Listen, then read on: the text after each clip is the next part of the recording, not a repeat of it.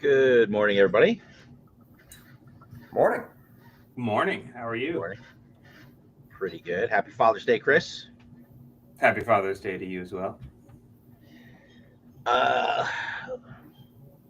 it's all like the first couple seconds is always weird because no one's in yet. Uh, you know, Well, you don't want to talk to me? I see how it is. Just I waiting for the do. viewers. I do. We haven't No, we haven't talked in I was- hours. I know. Well, Yeah, I was. It always takes longer to clean your prints and set them all up. Like, after they finish printing. So I was like, let me do that real quick. I got 30 minutes. That should be plenty of time. yeah, no. That's why I was. Oh, I always do, man. I always do that. Like, it's like, yeah, I got a couple minutes. Let me just pull a couple things off the machine. Once you pull it off the machine, like the clock's ticking. Yeah. You know. Yeah. So. That's what was Yeah, happening. and it's never as quick as you think it's gonna be. No, especially when you're trying to be like careful, because I broke something yesterday and I was like, "Oh, you piece of crap!" And I wanted to, so I had to reprint it last night. It's Joe Fest prep stuff for Fresh Monkey, and I'm like trying to just get it done real quick, and then of course the whole torso failed for some reason. I don't know. I think it was how it was merged. Was it failed on the plate or failed on the FEP? On the plate, so it was fine. Most of it was like still there, but it was all, so I don't have to clean the machine at least. Yeah. Mike, you wouldn't understand. No, The I still live in the dark ages. pain and the drama of resin printing. And usually there's not a lot of drama, luckily, but with my settings, they're usually just fine, but this one freaking stupid today, because I get those little ones sometimes. I don't know if it's how it's put together or merged, but like I notice, like sometimes if I get stuff from certain people, I have no issues, but then other people it's just a pain in the butt. And I don't know what's going on. If I were to do more of that type of printing where they just want one solid figure from 37 individual articulated parts, and it's all hollow, like it's ready for manufacturing, like it's worth it to take the hour and change to go in and fill everything. Yeah, Because it creates so much trouble. It's so much trouble, but it's like it's not quick and easy to do that. no, yeah, and I know that. I figure that I used to have some issues with stuff before where there'd be trapped resin, and so I was like, yeah, no, I'm not doing this crap anymore. Or they're designed to have the tolerances needed for the final thing, and so like like that little peg that's holding the shoulder joint up against the friction plate into like there's it's all space, and so if you just print it, you end up with just this tiny little chunk of resin actually holding the arm in or the leg or whatever it is. And it's just a recipe for chaos. It absolutely is. Yeah. Absolutely. So like if I find myself in that position again, I'm just going to charge some extra time, and you should go in and like just create little shapes to fill all the little pockets. And I haven't found any way to like click a button and do it. Like you can't do it in Mesh Mixer, you can't do it in Fusion, you can't do it in any of the slicing software that I've tried. There's no just like make solid and fill. Easy. When you would think, I mean, that would be nice. It'd be real nice, but I just don't think it exists. Yeah, that makes sense. Well, you've got the Kickstarter Michael going. Doing good, Chris. How have you been? I'm good. Just trying to get everything ready for Joe Fest. You ready for Joe Fest? Yeah, I'm not doing anything this year for Joe Fest other than going, so it's going to be fun. No chicken nuggets, no tank kitties. so no. I don't know what you guys are talking about. I'm going to have fun. It's Joe Fest. Oh, I'm going to have fun. I got Mark going to be there, so he's going to watch my booth while I go and have fun. Oh, awesome. He doesesn't know that yet. Don't tell him. Oh, yeah. You'll actually be able to enjoy Joe Fest. Yeah, just bring me back a sandwich once in a while or something. Maybe. We did do a lot of Chick-fil-A runs when we were at Joe Lanta. That's because that was the only place we could just like walk to. Pretty much. Yeah. But we did the exact same thing. You're not walking to anything from Joe Fest that you can easily bring back. I mean, we walked at Mellow Mushrooms like every single day, typically. That's the G.I.JOE 3D printing way. eating that mellow mushroom. I love mellow mushroom. We don't have. Well, actually, there's one in Denver, but we haven't been yet. Yeah. So we're gonna talk Kickstarter a little bit, Okay.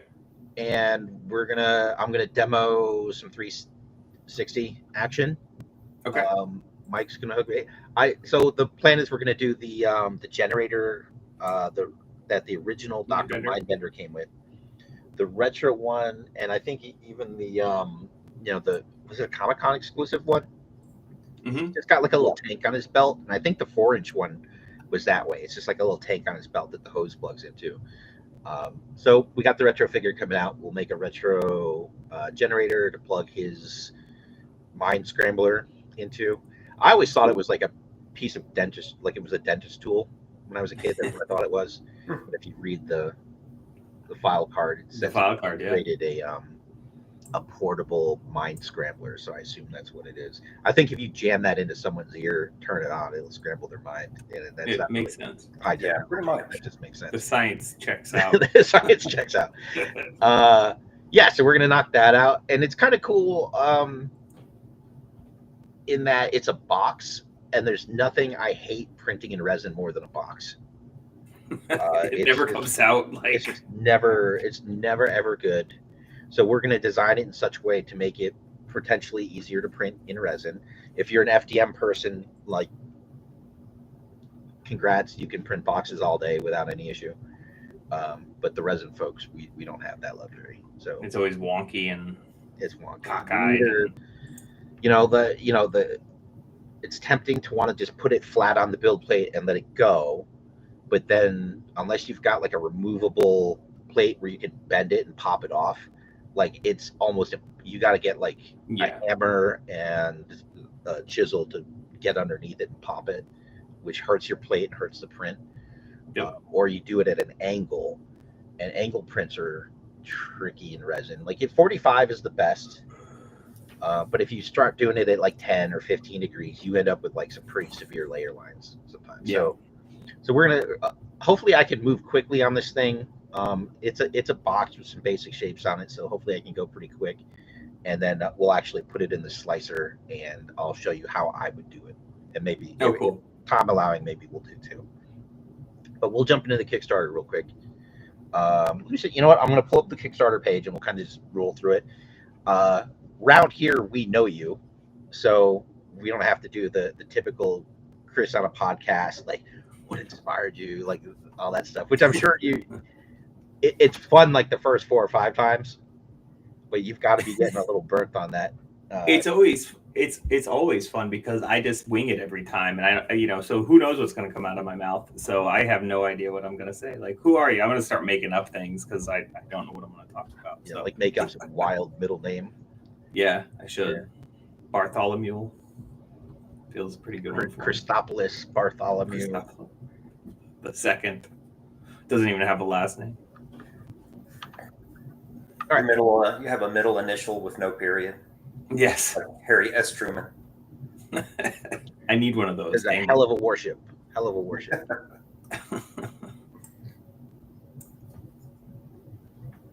So who are you, and why are we here? I don't know. I got kidnapped and just put off this podcast somehow. Shanghaied into the podcast. Pretty impressive through a camera. I know. I got tied. I don't know how I got tied up. I don't know what's going on. It's because at Mark's house, there's lots of duct tape, not baby oil. Yeah. So let's see. I'm going to move us to the side out of the fucking way. There we go. Cool. All right, here we are. So we are sitting at, wow, you're more than 3/4 of the way, bud. Yeah, 77%. I think I just looked at, which I'm awesome. Pretty excited about. Yeah. Cool. Like I will never stop praising what an amazing job Carter did sculpting this line. Oh yeah, he's so freaking skilled, and like one of my buddies sent a picture. Pablo actually printed. So he had my buddy Pablo, who El Diablo designs. El Diablo, I think I'm a terrible friend. Oh, you're killing it. Pablo. Dude. I know Pablo Montero. He's my buddy, and Is it designs or is it productions? I'm gonna look it up. Anyways, on Instagram. yeah. Well, we butchered it enough. He I'll does pull it up once you figure it out. amazing stuff. Let me look. Studios. God dang it. Hey, El Diablo Studios. Pull it. Well, we're talking about it. Pull it up, and we'll share it. And yeah. I have. Do you want to share it on? Yeah, I'll send it to you. No, you share it. You should have a button at the bottom that says share screen. Oh, okay. Well, I'm not signed in on my computer. I don't know. What you were just clicking away on the keyboard, so I thought you were. Oh no, I was on my phone. Bastard. El Diablo Studios. But anyways, he printed the Spectre, like the prototype for that, because I hate clear resin. Oh yeah. And so he did it for me. But he ended up printing one at like 12 inches, just as like kind of like just because he wanted to. And he showed me a picture yesterday, and holy crap, like the detail in the sculpt, even at like blown up that big from a 3 3/4 figure, was like crazy. He's like, I can't believe how much detail's in this thing, you know. And it all just is, you know, Carter, man, like so freaking talented. Okay. So here's There he is. El Diablo Studios. Yeah. He does a lot of 3D printing. All this stuff? Yep, he paints it. He does all the printing. He does FDM. He does resin.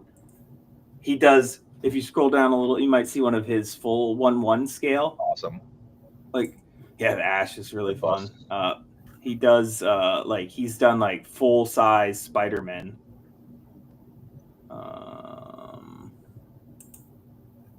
Yeah, right there, the black Spider-Man right there.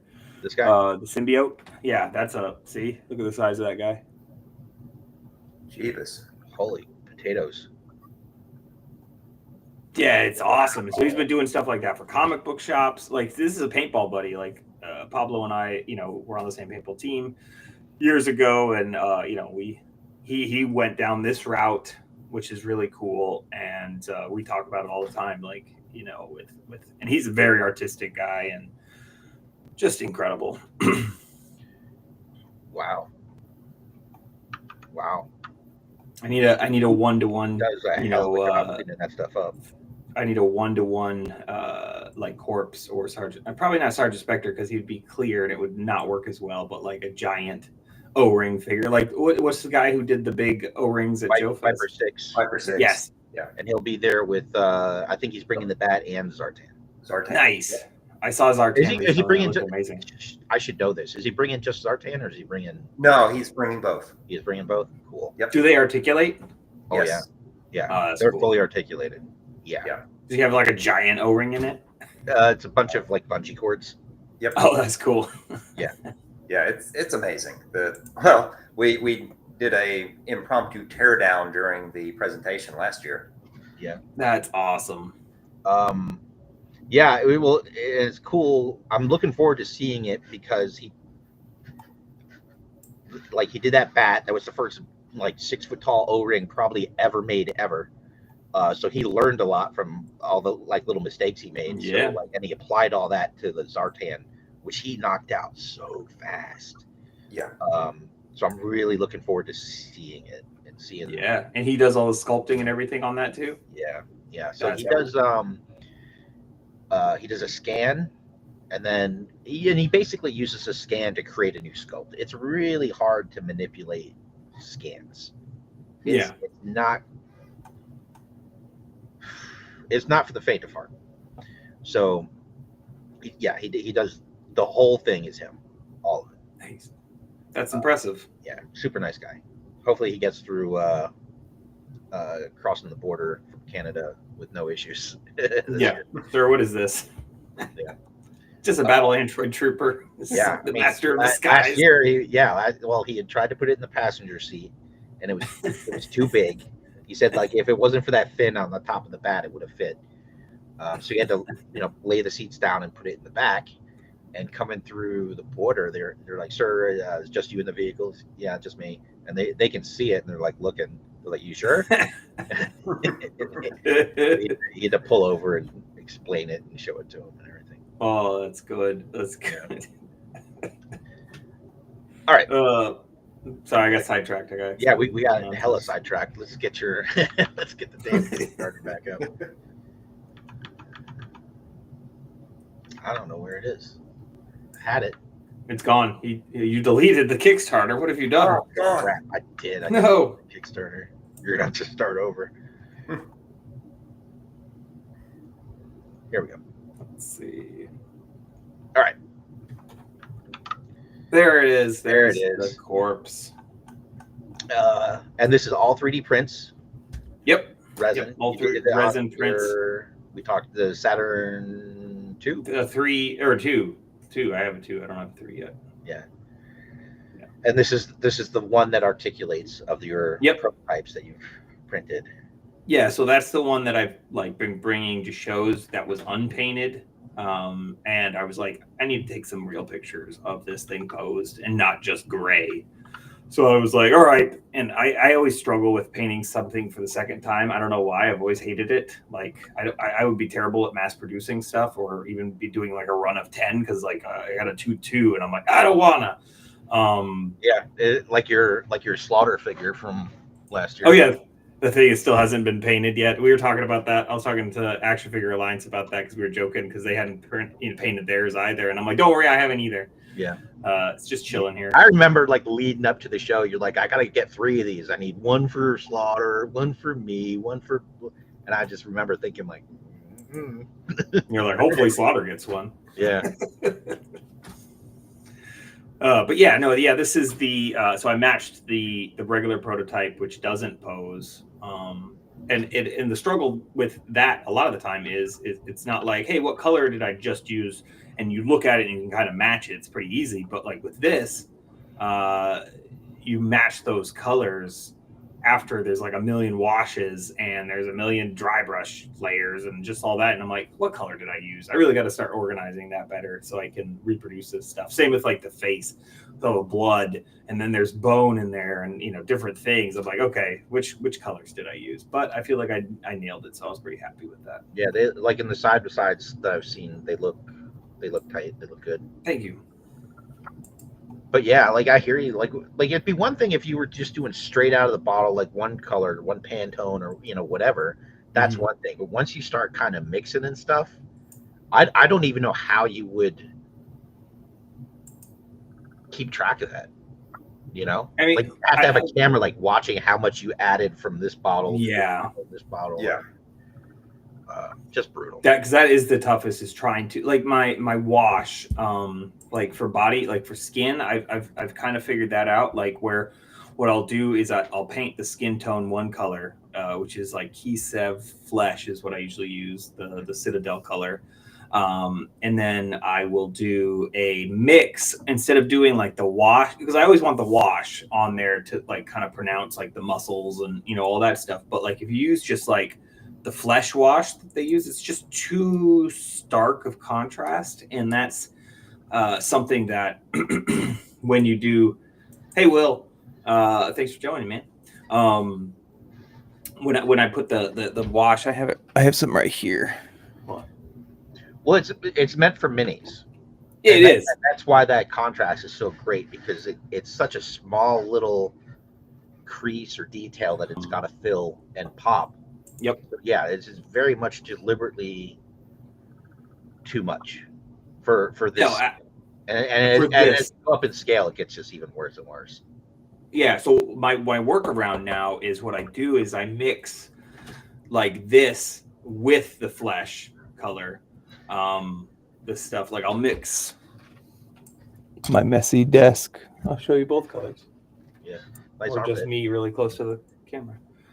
So I'll mix these two, the flesh and the flesh shade. Why are you're reversed? Am I reversed? Was it? Yeah. It is. Weird. I'm dyslexic, but not that much. I don't know, but I mix those two colors. But getting the ratios perfect is a bit of a challenge, because I also mix it with water. And I think last night when I did it, I think I nailed it, but I should have written it down. I think I can remember, but I did 2 drops of the flesh.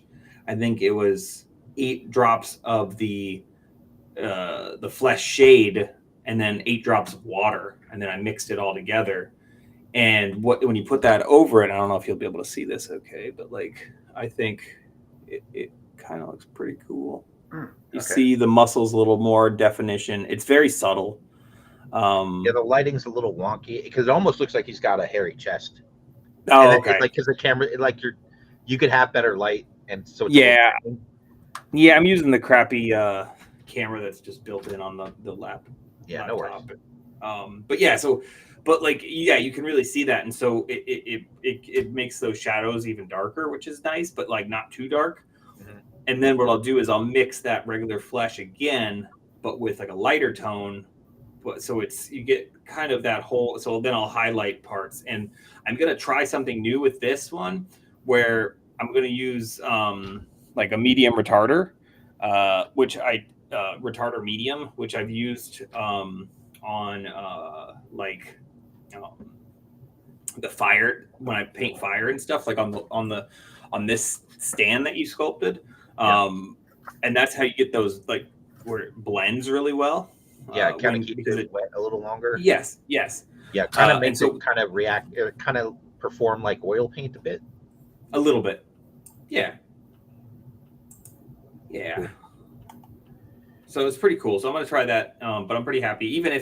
Even with the wash came out so well on the skin tone that it really added those shadows without being crazy, which is nice because I'm always trying to like replicate like maybe like a Mezco or some of these other these other people like the Frazetta Girls figures, like those skin tones look so good and you get so much like depth. I'm curious, have you ever done like a Xenoform priming coat? Oh, the Zenithal thing? Yeah, like where you spray from above. From the other way. I don't know if that would translate to the factory where they'd be able to pick that up. I don't think they would. And then with an action figure, you're moving it around too. So those highlights aren't going to be exactly, it's perfect for like miniature painting. And I still couldn't even really, if I was using an airbrush, which I don't, that would probably be the best way. But like, I know when I was doing it, when I'd mess with miniatures and stuff, it just never really turned out properly for me. Okay. Let me pull this back up, this bad boy. Yeah. So. Yeah, we're doing pretty good. It's gonna get there. It's gonna get there within the next I think by the end of Joe Fest for sure. And then we just gotta push to unlock some stuff. Yes. I'm really hoping it would be amazing if we could fund before Joe Fest, but I know we got less than a week now. And so that might be pushing it because we're hitting that lull area. Biggest thing is I think we just got to keep pushing, sharing as much as we can. But yeah, if we can fund around Joe Fest or before Joe Fest, then we can really like try to get as many people to back at Joe Fest to try to start going after those stretch goals.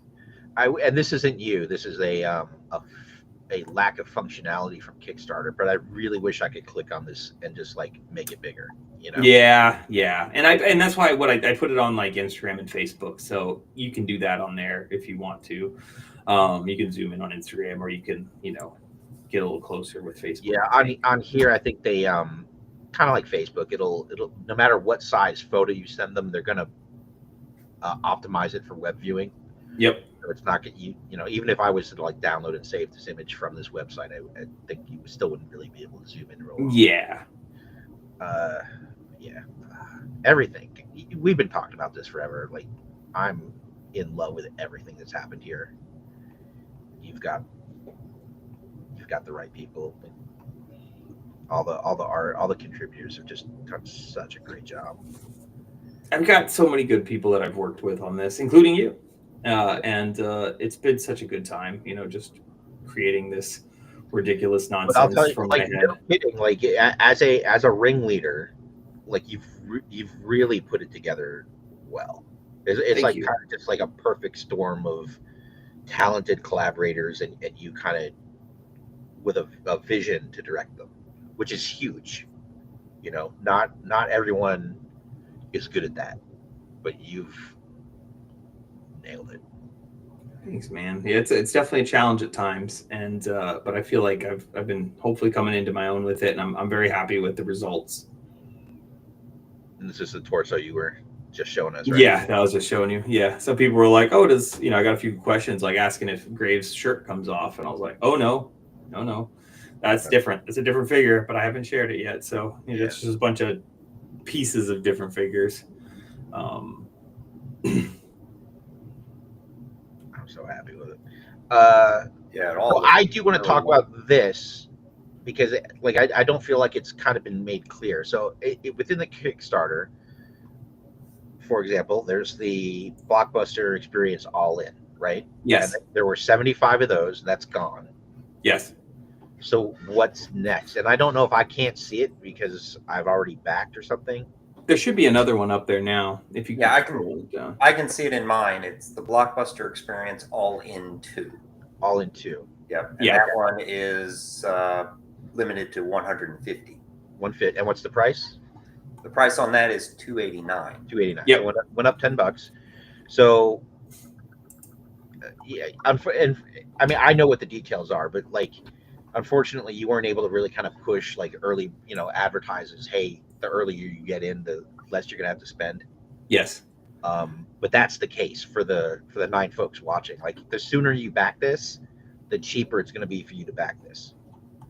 Yes, absolutely. And so that first 75, I wanted to make it the cheapest you could get it. And I tried to learn from the, I've backed a lot of Kickstarters over the years, and the Marauder Task Force, even though with the Vietnam thing, them having to cancel that and then do it separately, they've always done such a great job with their all-ins, and it was always just such an exciting time. It's okay, let's back that one. We'll unlock all the figures. You get one price in there. You get everything that unlocks. And what I always liked was that if they don't unlock all the stretch goals, they will make sure to give you that value in it still. So we don't collect, we don't unlock Malum, which I hope we do, or we don't, unlock the Revenant Trooper or any of that stuff. There will be other figures in there that will make up that difference and make it so you feel like you got the best deal. So the best packages are always going to be the all-in, the second now all-in, number 2, or the double all-in, or even the VIP experience. What do we have? 2 of those left, and those come with prototypes as well. The test shots, when the factory, the whole thing, when you're making figures and you're tooling, they will send you test shots, and it's the first runs of them just throwing plastic through and everything like that. And that's always been a really fun kind of thing to collect as a collector, is trying to get a test shot from one of your favorite toy lines. And so I just wanted to have one thing and there's only 5 of those, that if somebody wanted to spend, that money, they could get something extra special. And so far 3 people have grabbed that, I think, right? There's 2 left. Yeah, of those. It's 3. Yeah. Nice. Which is cool, and that'll come with a whole set of every figure unlocked as well as a test shot. So it's kind of a really neat kind of package for people if they want that one. Yeah. So this is Malum. Yep. This is the first unlock. Yes. Which, I mean, it's not that far. I know it needs to get funded, but we're more than halfway to the first unlock. Yes. And once it funds, I've noticed we're almost halfway to the second unlock, right? Yeah, because I think I have it at 122, right? Or let's see what it says. Yeah. Yep, 122. Okay. So everything's achievable. There's still lots of time. Oh, absolutely. We're 2 days in, really. We launched Friday at 1. It hasn't even been 48 hours yet. So. Well. Oh yeah, damn. 30 minutes it will be. Yeah, wow. It's doing great. Yeah. So I'm real excited about that, and I feel real good about it. That's why it's even still, even the next all-ins, it's $10 more, but you're still going to get that really great deal. It's still a really good deal. That's not a big bump. That's not going to crush anybody's wallet.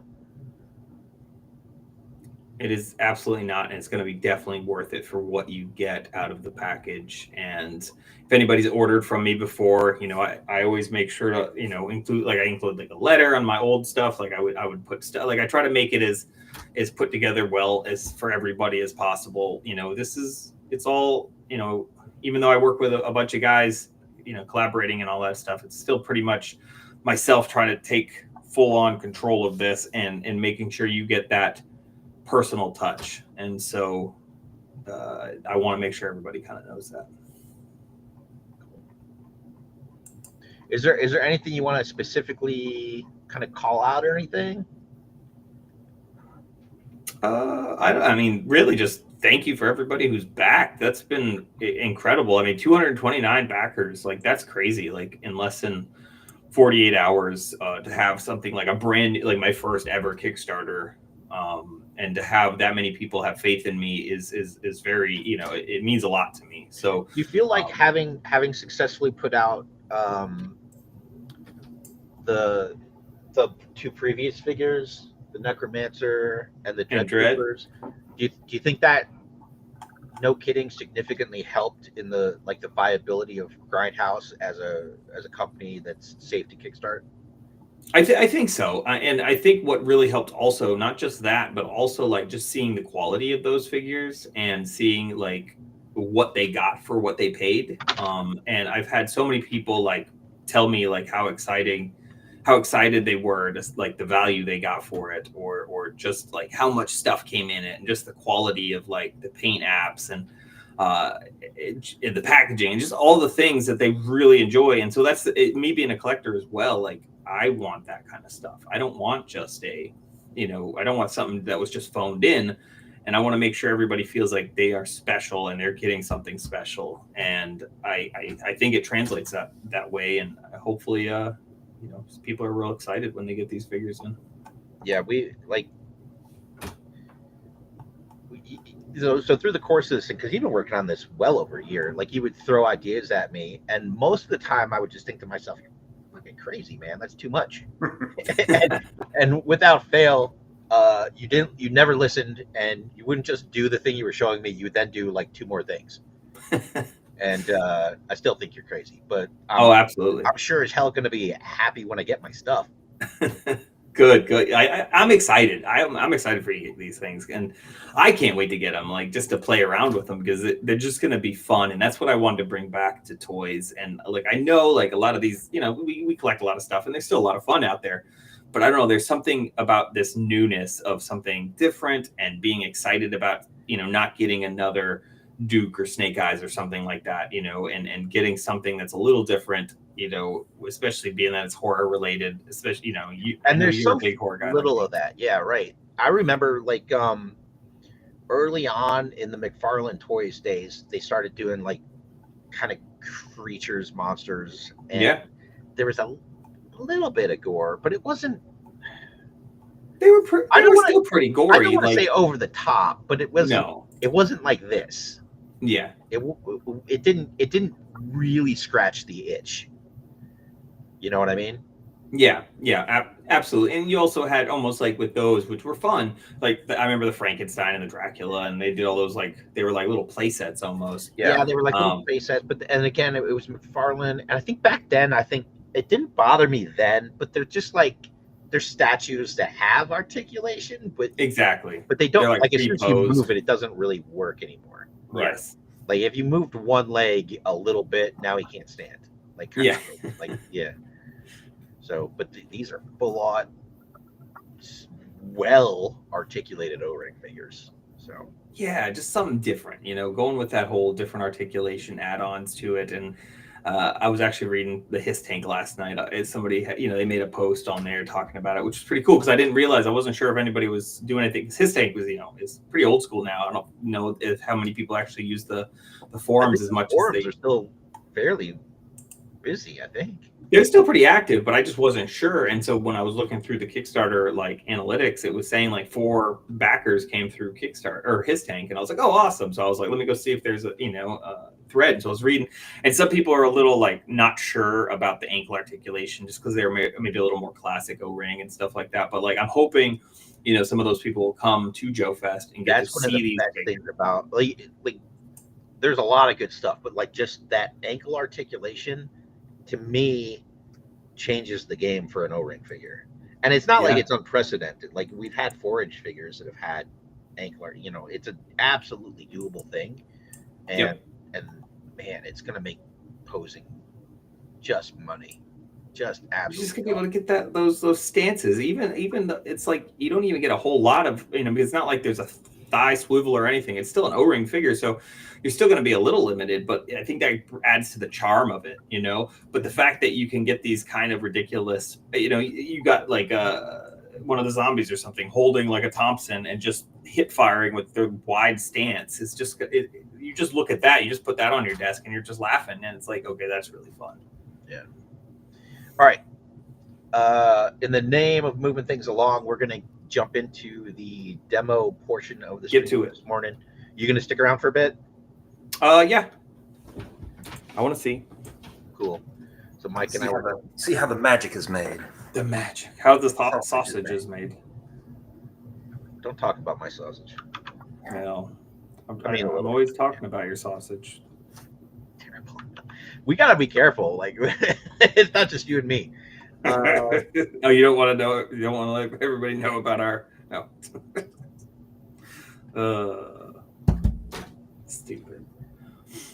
Yeah, this is usually how the calls go between us. So ridiculous and nonsense. All right. So because we found that if we share the entire screen, you guys can see when I click.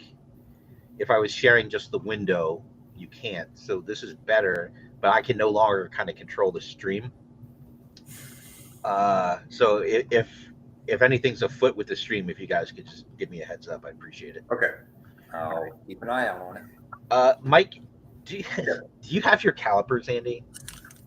Always. Oh, I thought so. So we decided, I think 2 or 3 weeks ago, last time we did a stream, we decided we were going to do this build. And I 1000% knew that I had one of these things in a bag in a box, and that I just looked for it this week. I looked again this morning and I couldn't find it. So Mike's taken some pictures for me, but I can't measure it. And I think measuring this stuff is kind of helpful, trying to hit a little more accuracy. So Mike, if you don't mind, you can do some measurements for me. Sure. So here we're in Fusion 360. This is a new thing. We're going to go to the top. I'm going to start with that. So I'm just going to come up to canvas, click on that, and I should be showing you guys this. Can you guys see what popped up? Yeah, I'm sharing the screen, so I need to not. Oops. I looked away for a second. I missed it. Damn it.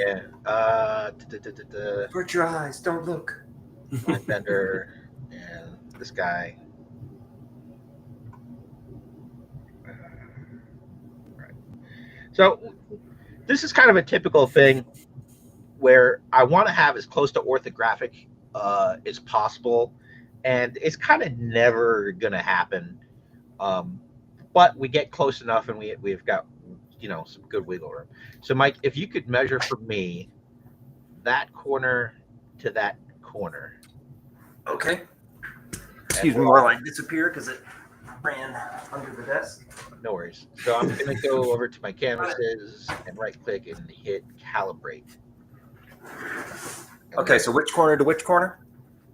Longwise corner. See how this pops up? We don't want that. We don't want these little fins. We want the corners.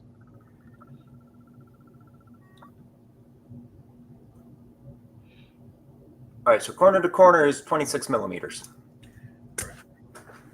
26. Boom.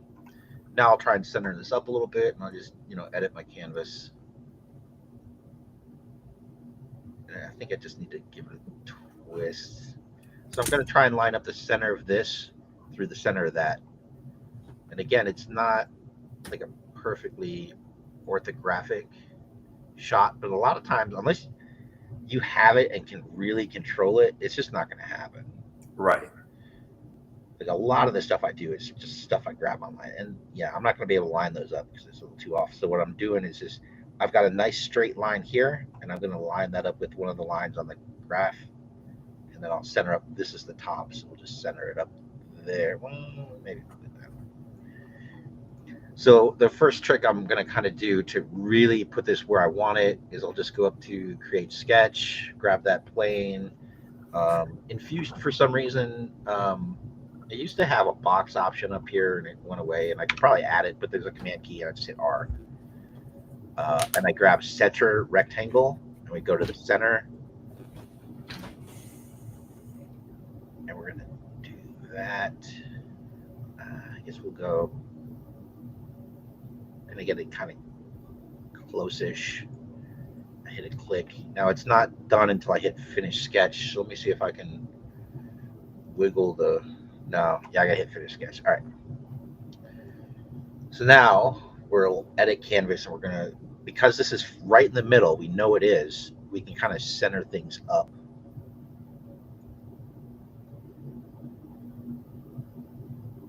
About there. Okay, and now I can kind of stretch it. I'm not gonna do that. I think we'll make it a box, and then we'll make it fit. What is the height? So if I go down to like front, and we're going to bring in another canvas.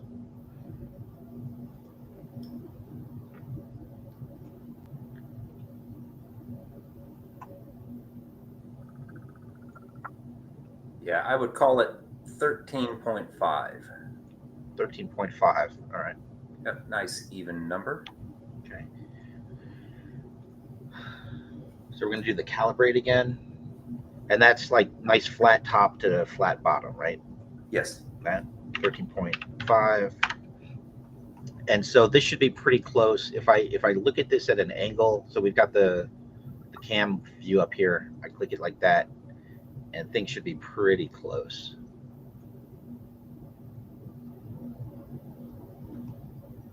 And it is. That's pretty damn close. All power to the calipers. Hell yeah. All right, so we're gonna make a box. I just grab that screen. I hit E for extrude, and now we're just gonna start lining stuff up. On the two sides, about right there. Okay, and then I can grab those. I'm not gonna do that. We'll do one at a time. And again, we're not going to nail absolute perfection, but we're going to get pretty close. And this whole thing's going to have to get scaled up. And the reason I like to take some measurements, even though I know I'm scaling this up so the actual no kidding size of it doesn't completely matter, I know that like if I'm not sure how to make some of these little details in here, I can just grab the calipers again and hit it. So just like through the working process, it's good to, if we're basing this on something that physically exists, if we've got good measurements out of the gate, it's just going to make it a bit simpler for us down the road if something comes up. And this is a pretty basic thing, so probably won't have any issues like that, but just in case, there we go. And so side to side, there's some details, but Mike and I looked at it before the show, and they are mirrored from one side to the other, so we only have to do those details once, which is great. On the top, it's all pretty basic. So yeah, we're gonna kind of plow through the details on the top. We are not manufacturing this, so I'm not worried about beveling, splitting it in half and doing a bunch of bevels, like 1 degree bevels, so that it can release from the mold. I suspect this was split like along here. Yeah, you can kind of see it. Let me get rid of the bodies. Probably like right along there was split, and those are the two halves of the mold. Hey, Mike, Yep. Real quick, if you don't mind, can you hold up show me the bottom? Is it hollow? Yes. It is. Perfect. So we're going to do some stuff in there. We're not going to just leave it like that. I'm going to add some structure to make it easier to print. Okay, we're good, Mike. Thanks. Okay. All right. My body's up. So I feel like I'm talking too much, but we're gonna power I into this. mean, you're So doing that. You gotta talk. yeah. So I wish that was centered up a little better, but that's okay. So we got some concentric circles to do. And they're not totally lined up, but that's okay. We're gonna get close. So I'm just gonna start building out these pieces. And I typically don't when I do extrudes from faces like this, I generally do new body. I'll have to merge it later so that we can do some fillets and stuff. But once things are merged, they kind of get a little odd to manipulate. So I try to avoid that when I can. Yeah. Do you know, like, if you connect two parts, is there an easy way to ungroup parts? Yes and no. Okay. So, and it's all about the timeline, which a lot of times we don't get into, and a lot of times it's hidden. So down here is a timeline, and I can it's kind of like it's a recording, and you can wiggle around where you're at. So like I could grab this little. Can you see this little thing down here? Yeah. Yeah. I could slide it back, and like basically this is all the steps that you can undo. Okay. So let's do a little experiment. So I created that circle, and I didn't create it on the face. I created it kind of floating on the X. So here it is. I like to do that sometimes because it allows me to snap to the axes lines. Okay. Now we've kept things pretty centered. So if I wanted to create that on this face, there's a way to do that as well. Let me get this one piece up, and then I'll. Sure. Is that below? Oh, damn it. Let me hit new body. Okay. Yeah, it's below that lip. You see what I'm talking about? This little circle I just did? Yeah. It's lower than this. It's kind of like the center of this fan bit, and it's lower than this. So I can't see the height, but I know it's lower.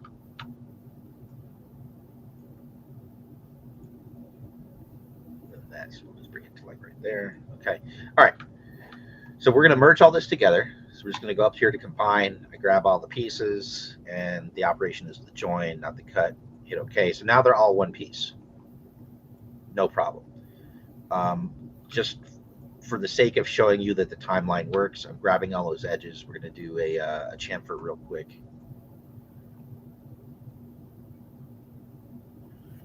Out there. Okay.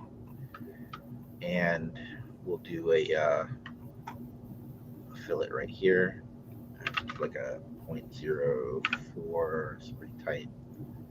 And we'll do another one up here, 0.08. Okay, so it's all one piece.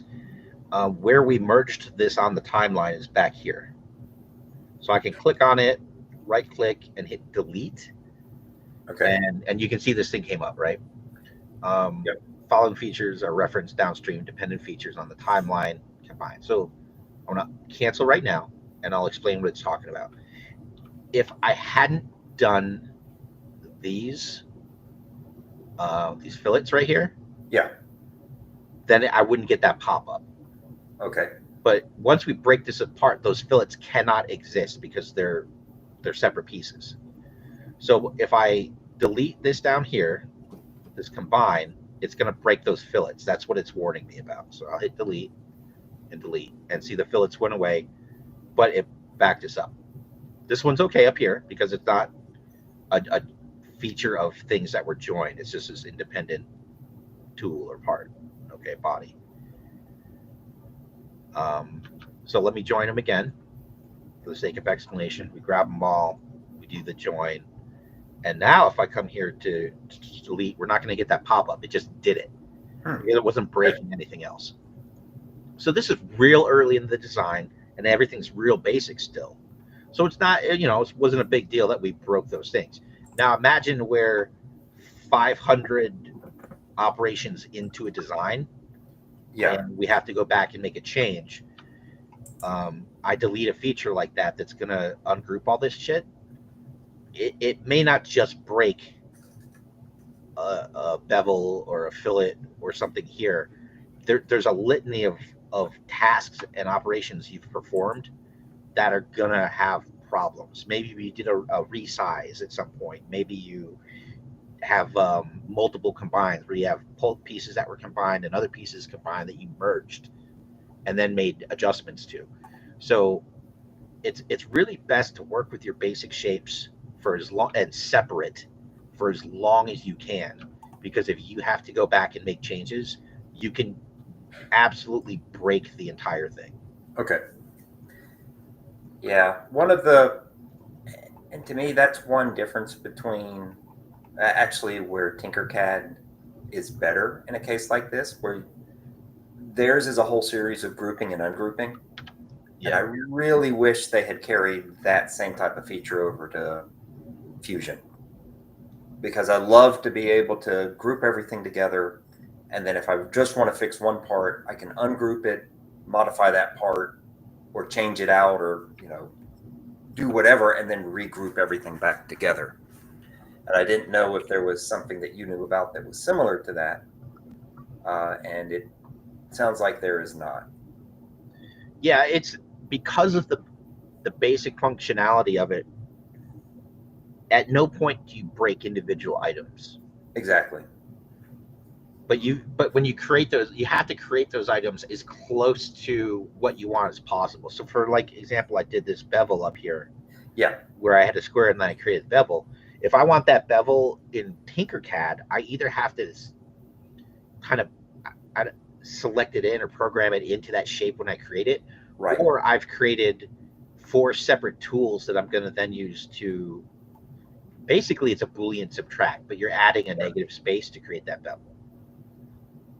Where this is way easier than either of those options to do it this way. But then, like you're saying, you sacrifice the simplicity of just being able to, play with Legos. Like Bless you. There you go.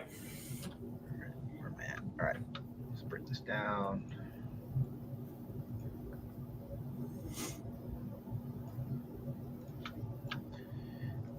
And so these are concentric circles, and the way I can control it and keep it concentric versus like trying to make it snap to this line or float around to create the circle.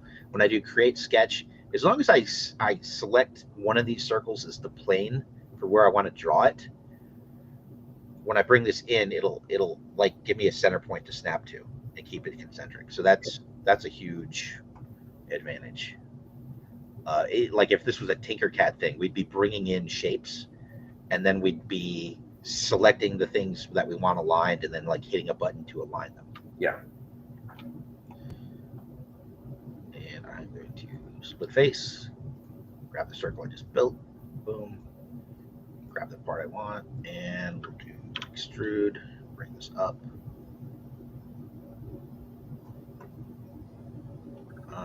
I am going to let that join, and like we'll build those fan blades here in a second. Okay. And I'm going to do a draft, grab the space I want to use as the control, and then the surface I want drafted. And I hate how it does this. It decides where it wants your control arm to be, and Fusion loves to put it in like the least convenient possible fucking spot.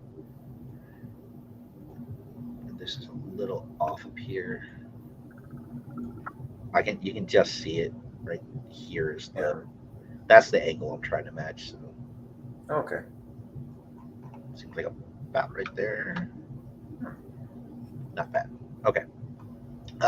Let's knock out these fan blades. Fans are always fun.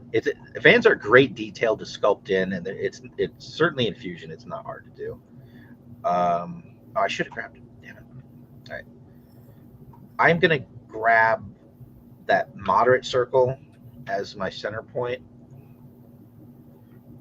because it still gives me that center point to snap to, and then just kind of mimic these fan blades. I want to go a little further. We're not creating just the individual fan. We're going to overlap them. So we want to go a little bit past where that is, and then we can just snap there. So that's kind of perfect. So see how it's grabbing just this face, and it's got another face here. So this is interesting. This face has a curve in it, and that can complicate things for us when we start doing our chamfers and our drafts and our fillets. So we're going to want that to be straight. This piece, if I just hold shift and mouse, now I grab that whole thing. Now we've got a point down here, and that's really going to screw shit up when we go to try and manipulate this shape later. So we're going to start there. I'm just going to hit E for extrude, pull this down, new body. Okay. So we know we want this shape to be higher than the blade, because when we go to the overhead, turn the bodies off, we can see that circle exists above those blades. So we know we want the blade a little lower than that. I don't need to do a measurement or anything. I can just grab that face and offset it just a little bit. About right there. Okay. And again, we don't want that point. So I'm going to turn off all that crap. And this, I don't need right angles right now. I don't need anything like that. I just need that point to go away. So I'm going to just chop it. So there's a couple ways you can do this. I could do, I could create a shape and do combine. I could split body with this and then grab that piece and remove it. The fastest thing I've found is to just grab that face, hit extrude, and as soon as this comes through, it's going to punch it and turn it into a cut. Boom, it's gone. That's just a workflow thing. That's just the quickest way I've found to do that. So I missed that circle a little bit, and we want it to overlap. So I'm just going to grab this face, offset it, and we just want it to overlap with this other piece, so when it joins later, there's no gaps, and this one's fine. It's right in the middle there. And now we'll just do a little draft. Grab this, grab that. We'll go about 15. I'm gonna make it 20. If 20 too much, I'll just pull this up. Grab this body. Up a little, and now I've created a gap below it, I think. No. So see right here, there's a difference in shade, so you can tell that it overlaps, but it doesn't have a stark line like this. So if I grab that and I join, see how I created that line? So I know those two pieces meet. I'm gonna undo because I don't want that. I just wanted to show the difference. So now we'll just fill it on the edge of the blade, and I'm not even worried about it on the back because my intention is for all this crap to overlap. So we'll go create pattern, circle pattern. We grab the piece we want repeating, we select the axis, and I can put the axis as any of these circles, it doesn't matter because they're concentric. And now we just need to punch this up. I'm going to 20, see where that puts us. Pretty close. And then we just step it up a little bit until we have a good amount of overlap. And there we go. We got a fan. Nice. Below. I think that's good. Now we could have bent that back in. It's just not necessary though. Grab this. I'm going to do a couple little curves. Yeah. And this is a thing I always talk about on the stream whenever I've done a live stream. There are no sharp angles in the world, not on a manufactured thing. Like a knife edge in the real world, yeah, but you can't even print that. But there shouldn't be, if this is good design, there shouldn't be any angles that don't have a little curve at the edge of them. It's going to make it easier to print. It's going to be structurally more intact. It's just the right way to do it. So creating this fan blade, we've got all these bodies over here that are kind of they're just kind of in the way. We don't need all that. So there's a couple ways we can group stuff. We can just, because there's a bunch of stuff there, we can grab just the pieces we want. That was terrible. There we go. We can select it all like that, do combine. We could cancel. We could come over here and left click and then shift left click and select them all and do the combine.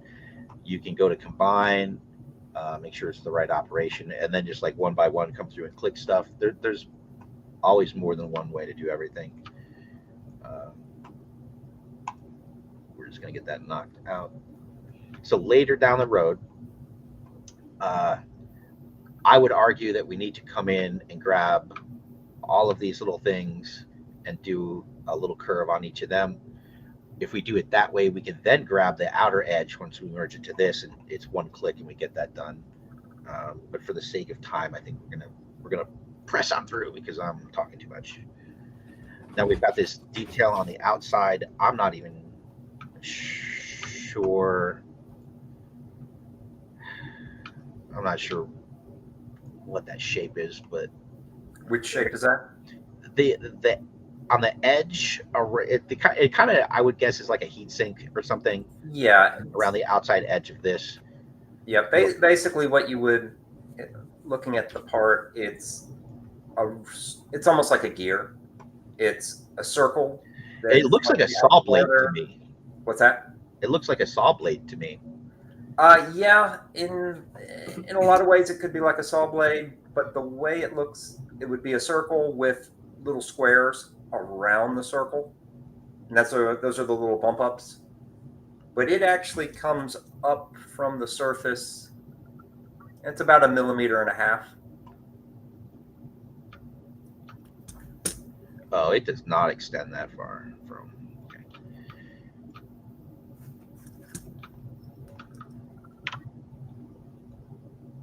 Yeah, outwards from the circle, it's about 1 millimeter. Okay. The height of it is about 1.5 millimeters. All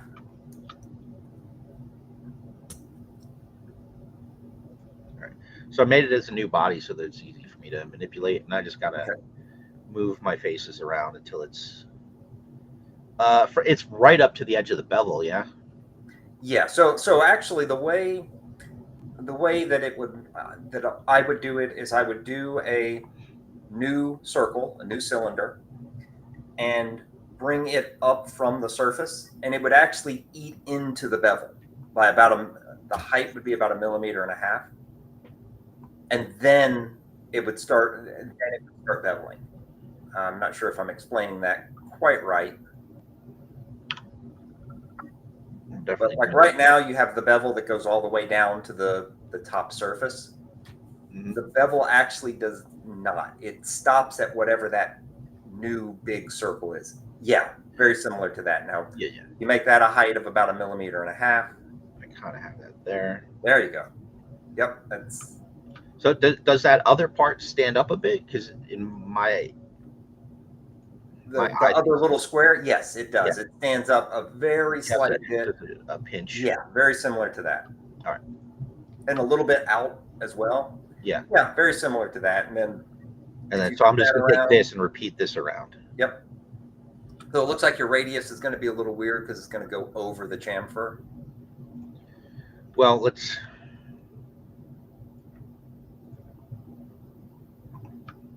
But yeah, that's very similar to what the part looks like. Okay.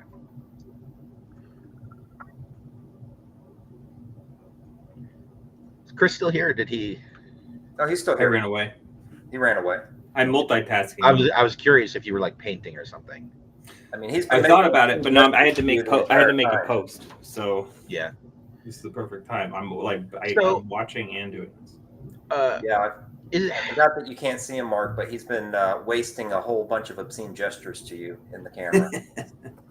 I hate that I'm missing it. Yeah, I mean, he strings together gestures like a. All right. So there's some shadow. Yes, there is some shadow. In that It looks picture, like it merges on one side a bit more than the other. Does that sound right? merges. Yeah. See, this is up higher. There's just no good way to. Well, from here it doesn't look that way. Yeah. All right.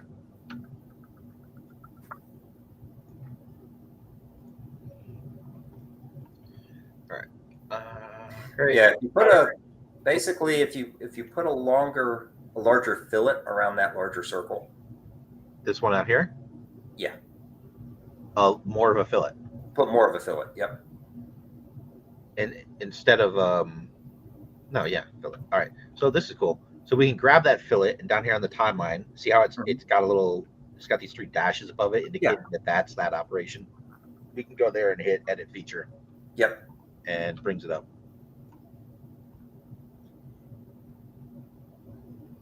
Yeah, there you go. Okay. That's going to be very close to it. And then if you take that other feature and you just circle it around, it's very close to what this final part looks like, the way this final part's molded. Oops. Pattern, circle pattern, this guy, that axis.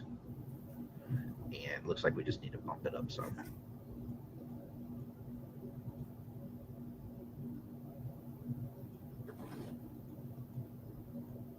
Bump it up a lot. All right. I'm gonna leave it there. I think that's good. Yep. Perfect. Cool.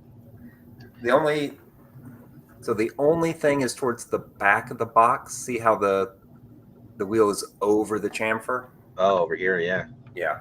So you might want to either lower that chamfer or grab the whole fan and kind of shift it. Yeah, I'm gonna bring this in.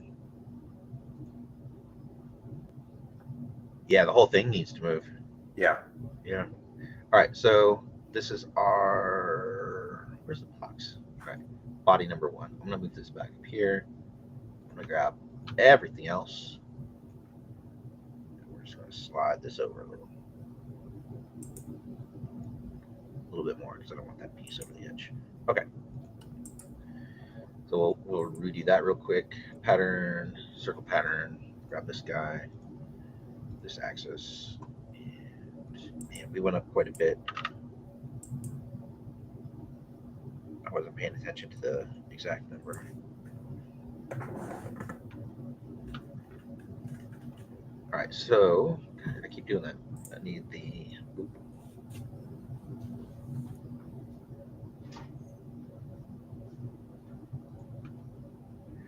So I grab all those little bits and that piece and find it.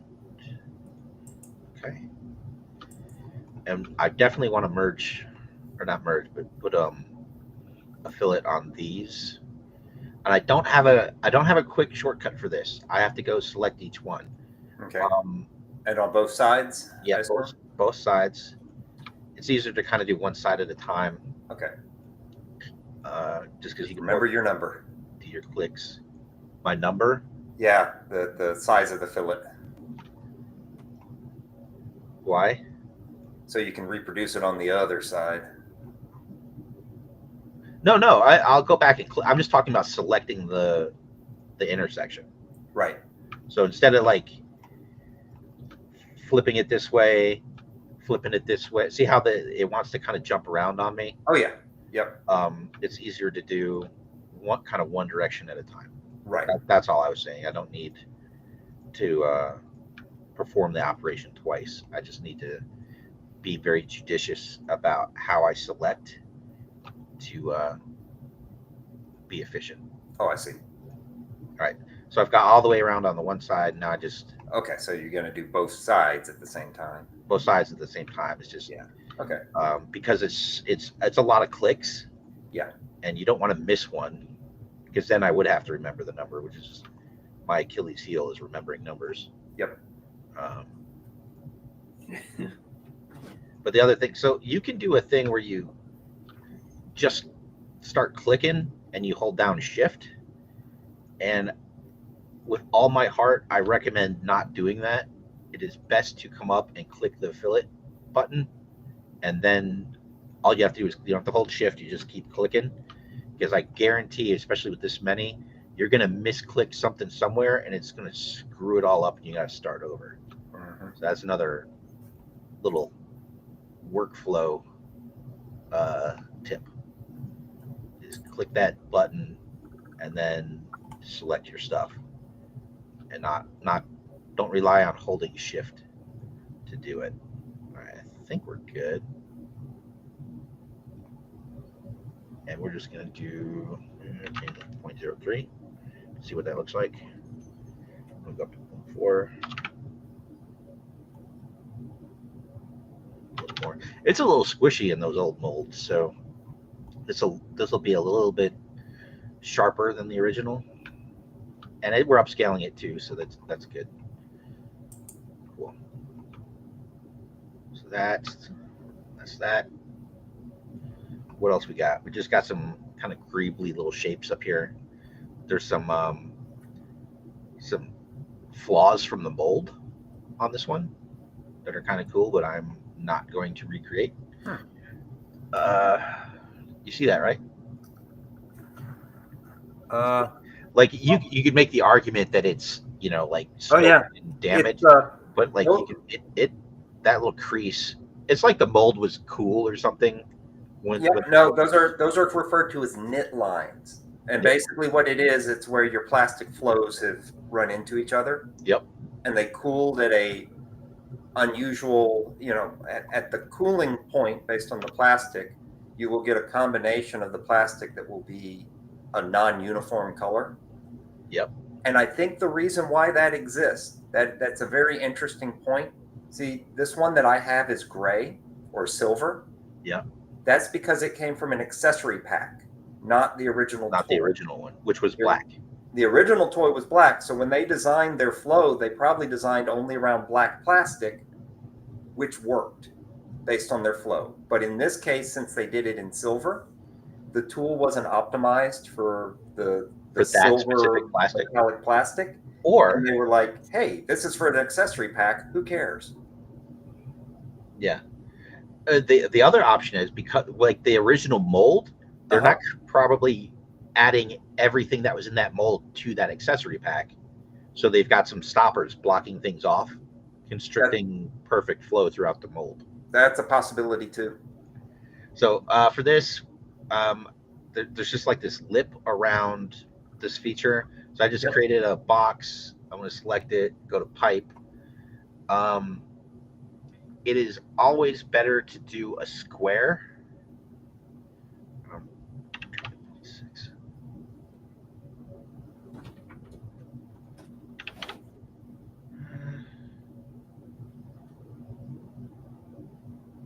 I'm going to leave it at 0.5 mil. So it's better to do a square than a circle, even if you want a round. It's kind of the opposite of a panel line. Okay. Or if I was doing panel lines. Always better to do the square, because the square you can manipulate, the circle you kind of can't. Okay. So I'm going to do new body. Okay. So I created a square, and see how I use this surface as the plane to create it. So half of it's underneath, which I want. And I'll just grab that face and pull this up a little bit. And then I can go and grab all my corners and just kind of soften this up.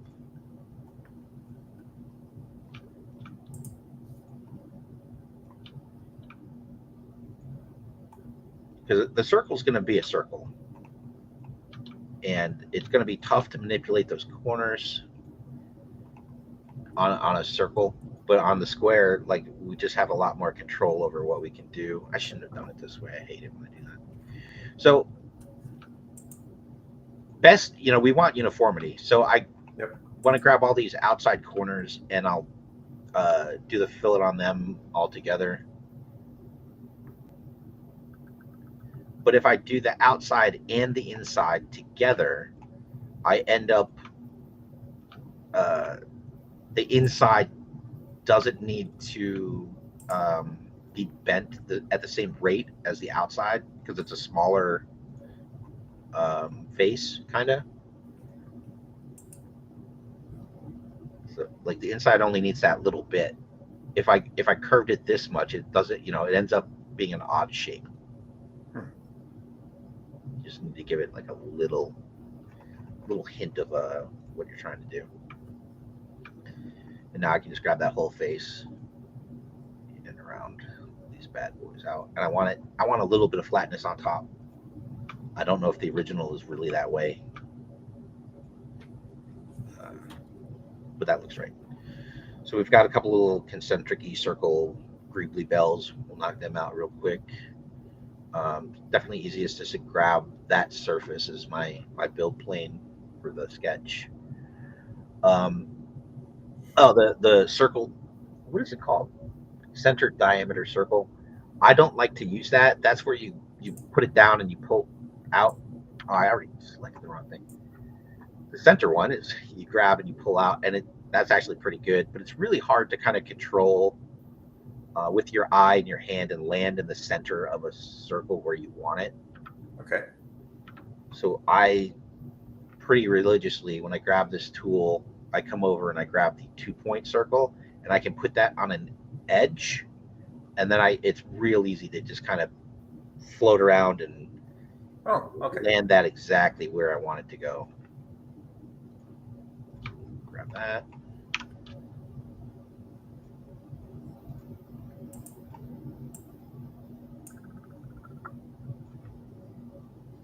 And again, I want to create new bodies so that it's easy to make adjustments and tweak things. And I want concentric circles, so I'm grabbing the center to use as my sketch plane.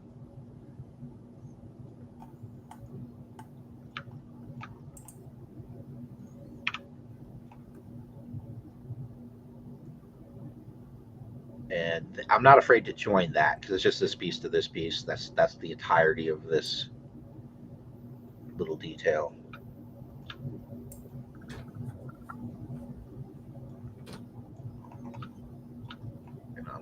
And they're already joined, so I can grab here, just give this a little curve in the middle there. I'll do this one. Same deal, just grab that plane, grab the tool, make my little 2-point circle, draw it out. Do these all kind of have like the same kind of heights, Mike? Yes, they all do. Like all the squares, all the circles.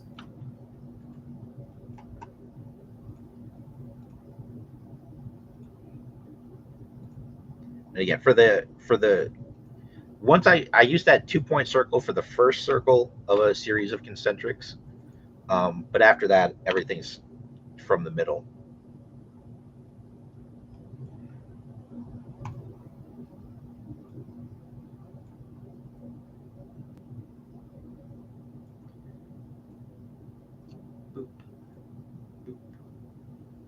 So one thing that's interesting, kind of pulling Chris back into this, is no kidding how much 3D printing really is part of the workflow of designing a toy line now. Everything, Yeah. like all your prototypes are 3D prints every time, and that's companies large and small. Yeah. Paint Master, like, because Chris is kind of Paint Masters is kind of what got you going, and you were doing that on 3D prints. Yep. But Paint Masters, as we know them, as you've done them, is kind of that's going away. Yeah.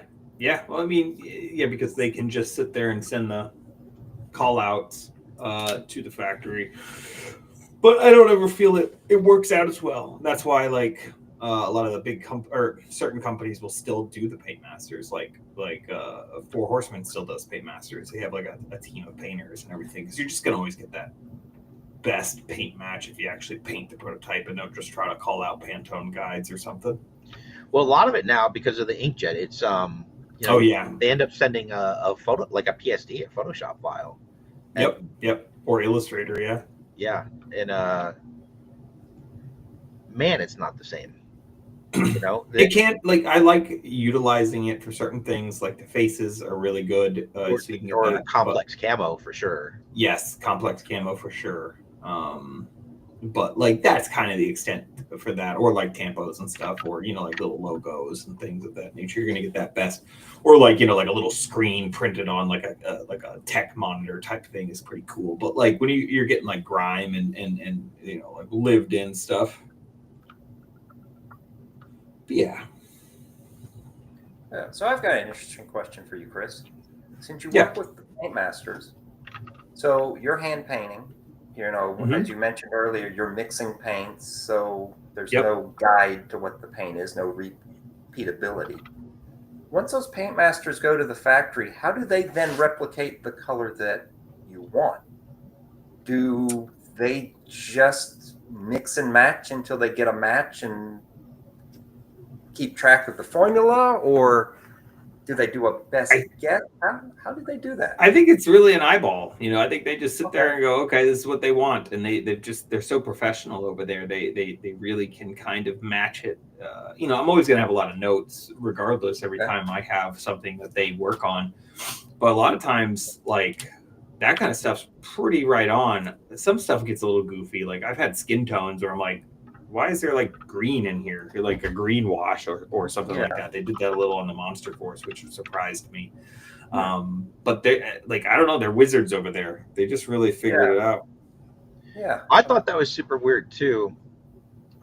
This was a conversation we had like years ago now, where you were telling me basically what you just said. And in my head, I was just like, there's no way. Like my experience was like, they want to know the Pantone color. Yeah. Period. One second, Mark. Those dip in? Yeah. Okay. Just wanted to make sure you got that from the... Yep. Yeah. It almost does make me wonder if they... because in my industry, we've always just given them the Pantone colors. Because we're not dealing with anything, everything we do is single color. So we say, this is use Pantone, blah, blah, blah. That's the color that they use. When you give them a color, it does make me wonder if they have a book of essentially swatches. And then they just go through that book until they find the exact Pantone match. Or as close as they can get. Yeah. As close as they can get. Yeah. So I do want to... That's what I'm guessing.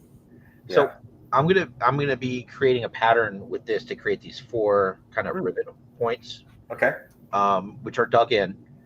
Yeah. It would be great if I could create a sketch of the circle. Like, we'll just do that real quick.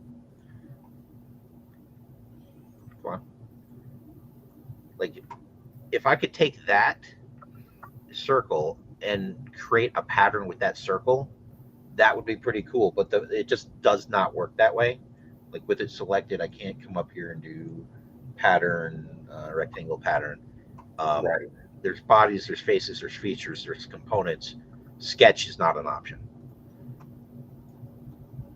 So I can't repeat the sketches, and I want that functionality in this software with all my damn heart. But I have to delete it. So when I'm creating repetitive shapes, and you'll see this later when I do like these heat sink ribs down here, you got to create the body and then do your pattern after that. So that's what I did, was I created this shape. I gave it a little bevel, and I did a little fillet on just the tip down here, just because if I add that to the shape that I'm creating the pattern with, I won't have to go back and individually correct it later. So pattern, I want a rectangle pattern. That's my body, and the axes are going to be here and here. And I'm really kind of just eyeballing this one. It's looking great, by the way. Thank you. And I'm just going to come back and turn my quantity down to 2. I just need those 4 corners. Boom, I have them. I'll do combine, and I'll do the subtract or cut, and I just got to select those guys, hit OK, and now we're just going to round out these tips. And I have a default. I do, if I want it to be sharp, I'm still going to put that on there, and I'll do like a 0.02, which is most of the factory experience I have, that's what they want. As you can't have just a sharp corner, like this sharp corner, this sharp corner. You can't give that to the factory. You can, but they're going to change it, and then they're going to charge you for it. Right. Um, Yeah, and I think that has a lot to do too with the tooling process. With yes, the tool. tooling and just being able to pull it from the mold. And when you've got sharp corners like that if there's going to be air bubbles, that's where they're going to try to go.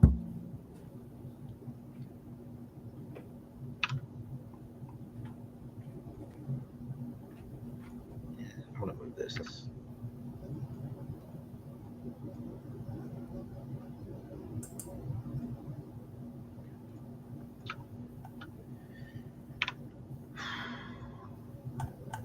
Hopefully this isn't. I think we're making okay time. Yeah. It's 1:30. Do you have a hard stop today? I don't. I have a lot of work to do. Okay. So I definitely don't need this to take all damn day. But this isn't going to be like some 5-hour thing. No way. Well, I'm going to ditch you guys for. I hate to ditch you guys, but I got too much work to do to sit around too long. So I'm gonna have to check it out when it's finished. I think because yeah, no problem. I never thought you were going to be sticking around this long, quite frankly. Well, I wanted to see what you had going on. I wanted to check it out, and it's looking great. I gotta paint. I gotta finish printing. I hear you. Don't even remind me. No, you know. So, I mean, what's gonna act like you got a Kickstarter going on or something. I don't know, man. No, what's gonna happen too is Mark's gonna come in Wednesday, and I'm gonna put him to work. So. Oh well, there you go. I'm like I was telling Mike. I think I'm gonna have to bring my my laptop with me and work because I just have. Yeah. I think I've only got 2 days in between Joe Fest and DFW. I've only got 2 days, so I need to keep working. Yeah. Well, I mean, you can even do that on the computer. I mean, on the plane and everything too. So you can. Yeah, seems unlikely, but yeah. So I do want to talk about this real quick. So I'm going to create a sketch. I'm going to grab the top of that as my sketch plane. And that enables me to locate the center point. So when I'm first down here, it doesn't want to snap. But if I come up to the edge of that plane and it's not doing it, fuck you. Is there... Okay. So this is a thing that happens sometimes. Because I had already clicked on it once before we started gabbing, it pulled up the sketch. And the sketch won't allow you to find a center point. You have to grab the actual face. And those are 2 planes that exist on the same place. So you can't, if the sketch is pulled up, you can't grab that face anymore. I know this sounds a little crazy pants, but so over here on the left, the shade's going to change right there. Oh, I grabbed the wrong one. Boom, there. So now I'm grabbing the plane of the physical body, not a sketch. So now I hit create sketch, I grab the plane, I can grab my circle and see how I have this blue center line. Mm-hmm. So I can find the center. That will screw people up. That messed me up lots before I really got used to how Fusion dealt with that. Okay. It's the devil. So okay, gentlemen, I'm going back to work while you guys keep doing this. So all right, but I want to see pictures. Send me some pictures when you finish. So will do. All right, thanks for having me on, though. Yeah, thanks for coming out. I'm so jazzed about this thing, and it's on its way. It's on its way. It's getting there. It's definitely getting there. But we'll talk before Joe Fest, I know, and then of course we will. We better. You're right. And I'll see you guys at Joe Fest, and I will see you there, Michael. So and I will good seeing you today, and I will be wandering around having fun, and you guys will be working. Of course. Like I told you, I'm going to escape too. I'll come hang out and have fun with you and leave Mark there. So I got Mark and Tom. Hey, plug, I don't know if anyone has stuck around this long. Couple folks, you're going to be doing a panel on, is it Saturday night? Yeah, so I got to get the details, but right now the panel's supposed to be between 6 and 7 on Saturday night. That's what Ed told me. So I just got to clarify and make sure. And that's a World War Hell panel. World War Hell panel. Oh, sweet. Okay. Yes. Yes, that's another thing I have to do. I have to finish setting that panel up right now. So. Real quick, I have a question. Do you have to finish setting it up, or do you need to start setting it up? That one. Okay. It started here though. I just need to plug something into my brain. Yeah. Nice. So when did that get set up, Chris? Because I don't think that's on the schedule. He said it like a few weeks ago. I had asked, or maybe a month, I don't know. And so I'll message him today, make sure I'm still good, because hopefully he didn't forget. So yeah. Awesome. So that'd be nice to be on the schedule though, so people know. Yeah, that would be helpful. Well, they'll make it. I'm sure it'll be on the paper that they kind of have. Day of.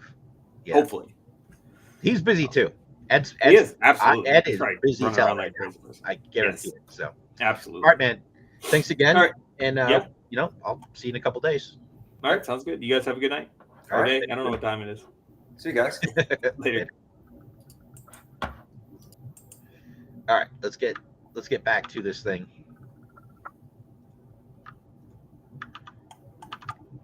All right. Where are we? All right, right here. Boop. Boop. Yeah, I'm really looking forward to Joe Fest this year. It's what I really like is the fact that it looks like they actually have a real room for panels this time, rather than that. Oh, really? Yeah. See what he did. You know that whole upper area. Yeah, and it's always like there's all this light coming in, and you can't look at if you've got a PowerPoint or something, you can't see it. Exactly. He's converted all that to upper level vendor space. Oh, that's fantastic. So that's all booths. Maybe. So I'm assuming he made arrangements for an actual, one of their half dozen actual conference rooms for doing, I don't know, conferences. So that's my hope, at least. Yeah, that room's always rough. I'll tell you what, trying to think of the Stupid Buddies. It was Seth Green. Seth Green, yeah. Yeah, they had some issues in there last year, and I'm sure that was like Ed was like, well, this is the last time we. Yeah. Well, also he can sell the vendor space. Sure. No, it's a all around good plan. Yeah, because I'm assuming when he rents the convention center, he gets those rooms, unless maybe they do it as an extra cost. They're renting. They're spending so much money at that hotel. I'm sure there's a lot of little bonusy things they're able to. Oh, they better, because quite frankly, I think they're judging by the way that Marriott handles the people in for the convention, I think we're the only convention that comes there every year. They're like, why are all these people here? Oh yeah, every year. Yeah. All right. Okay, so I'm looking at the schedule now, and the World War Hell is not on the schedule yet. Okay. At Joe Fest, it just says doors close at 6. Okay. So that means we're going to have a late night Mellow Mushroom run. Because I assume you're gonna go to that. I'll definitely go to it. I'm gonna do whatever Chris needs me to do. Okay. So I created that one shape and just mirrored it to the other side. Does that seem appropriate? Which shape? Just a little L thing. Yes. Yeah, that's mirrored. One quick thing. See the two circles that you have, the two extruded circles that are in the middle? They actually extend a little bit higher than the other circles. Like this one and this one? Yeah, but the tall peaks. Okay. The center circles? Yeah. Yeah. Just bump them up, a little bit higher than their neighbors. This guy and this guy? Yeah. Make them about the height of what I was calling the gear earlier. Yep. There you go. Yep, perfect. Cool. So I don't know how I screwed this up. There are more rivet holes here and here. Yeah. That I missed. So if I can get that out of the way. I'm looking for that feature so I can just go edit it.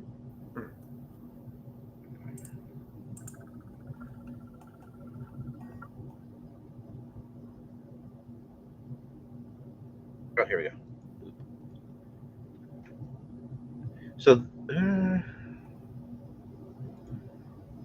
oh wow, I didn't know if it would let me do that because I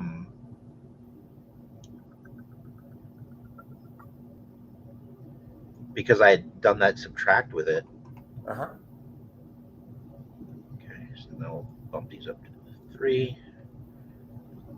Okay, hopefully it doesn't just cut. Cool, like it killed the cut.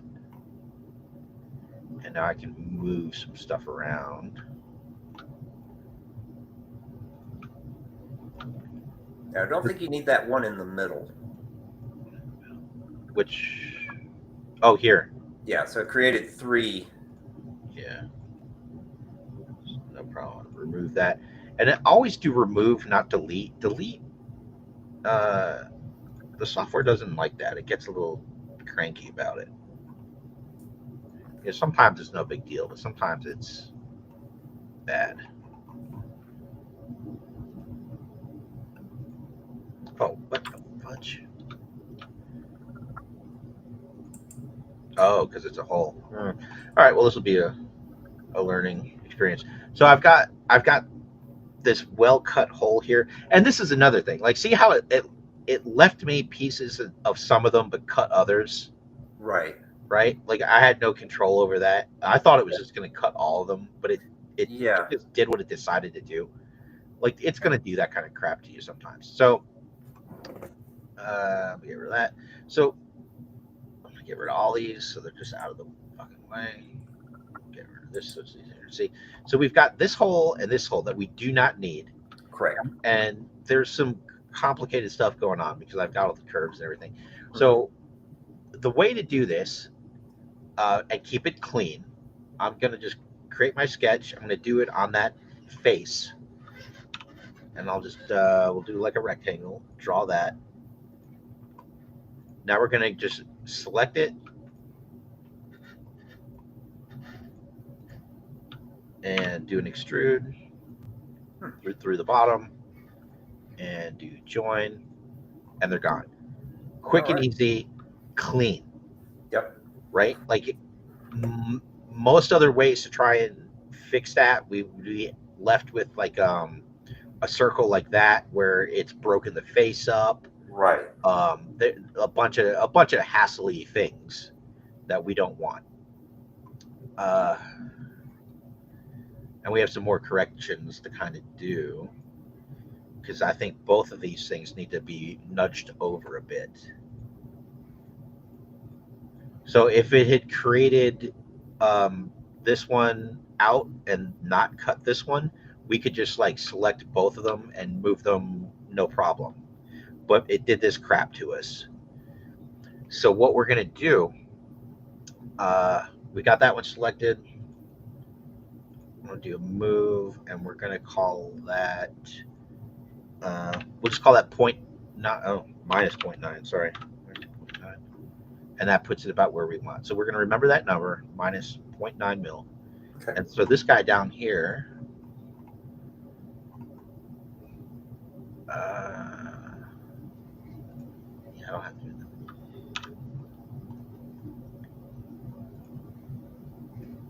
I'm going to just put a box around it, a box, not a circle.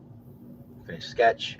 We're going to split body, use that box as the cut. Now this piece, I'm just going to make it go away for a second. And I'm going to move some faces around. Just like that. Put this guy back in. We'll move him our minus 0.9.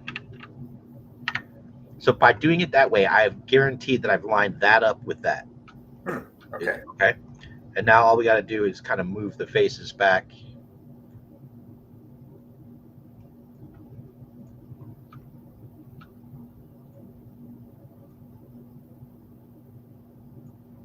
And make it overlap just a pinch. And then we'll just do a combine. And now it's right where I want it, and it's clean. Okay. All right. Now this guy, that guy. We're going to move these over because we don't want these sort of holes overlapping with this Right. this detail that we've done. So I grab them. Just going to move them about there. We'll see. Now this is interesting because we can't just move this whole thing here. Right. There's a couple things we can do. If it's not, I don't know if I joined it. I don't think so. Okay, so the easiest thing to do, like we could grab this face and then offset that face by 0.6, and then move this face again, same amount, right? Like just move it minus 0.6. We can do it that way, and now we've kept it and it's clean. Or the other option, that what would have been quicker, is just draw a line, just make sure it snaps so it's at a nice 90-degree angle. Split body, use that line, okay, and then grab that, move it. We want it to overlap with those little details we created a little bit ago. There. And then we'll just combine. Now it's still easy to manipulate. It's still whole. Looks good. Now we'll get rid of these guys. Kind of not, a series of not horrible mistakes for me to make, so I can demonstrate some workflow things.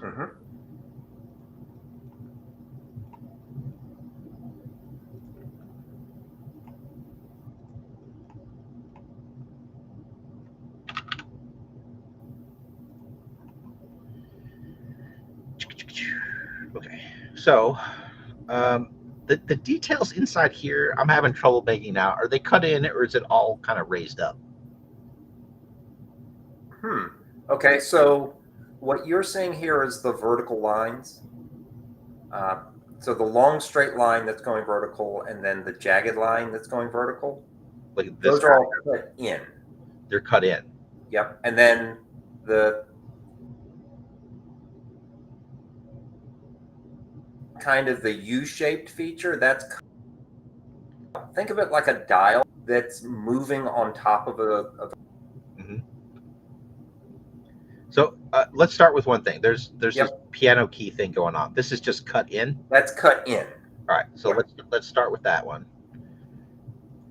How the hell are we going to do that in a repeatable way?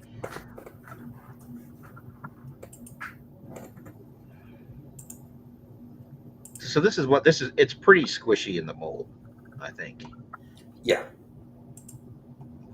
So we'll create a pipe. It's 0.5. I'm going to go 0.3, which is kind of where I like to do panel lines. Back when I was doing like robots and stuff, like like BattleTech miniatures, like 0.3 is my go-to for panel lines. Okay. The printers can handle it. Like if you do a wash, it's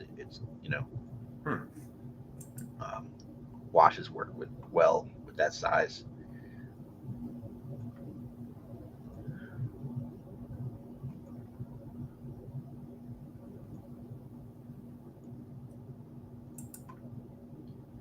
Now again, doing repeatable things, it's got to be an actual body. But I've got that, so we'll just do pattern on a path. Grab that. Make this our path. And this is actually going to line up pretty nice. Yeah, look at that. Okay.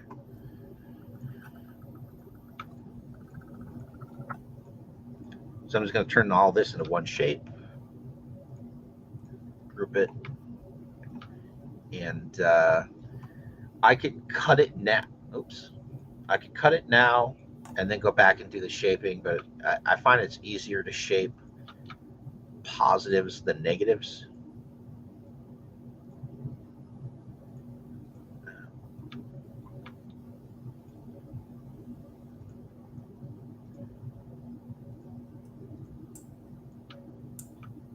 Have we had any questions in the chat, Mike? Nope. Convenient. We got a couple. I think we still got a couple viewers on, but not any questions have come up. Okay.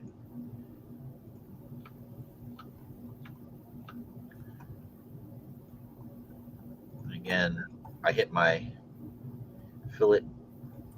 I guess I didn't hit the fillet. There we go. That's another thing. Sometimes you click on something and it doesn't take. So I should have looked for this little pop-up window over here to have popped up before I started clicking. My bad. That's the worst though, man. Like you think you're doing something. If I was working in real close like this, it'd be really easy to kind of miss the fact that I'm not actually selecting everything.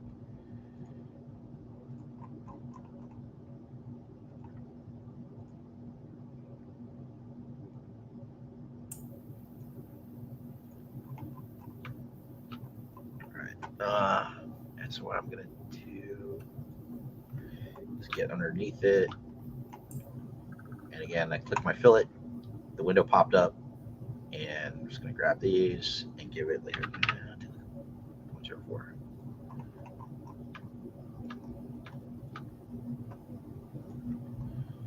And we'll subtract this guy.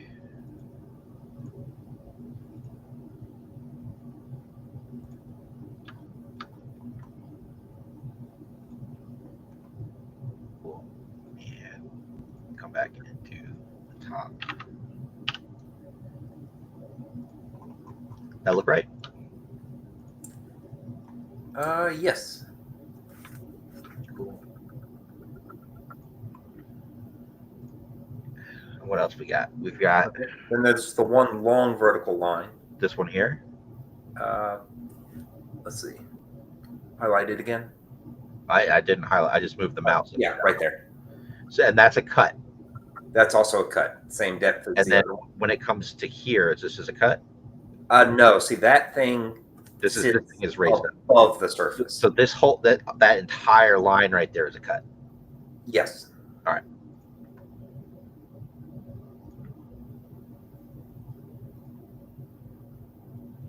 This one's convenient because it's when I do my pipe, it should come up right, everything just the way I want it already. I am still going to do new body.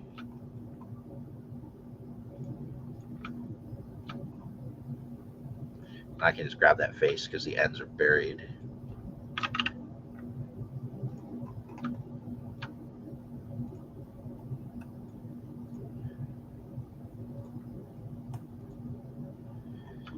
And as long as this is deep enough, and it looks like it is, yeah, then I don't have to worry about correcting anything. When everything gets merged later, that'll just kind of take care of itself. All right, so then this piece right here is raised. Yes.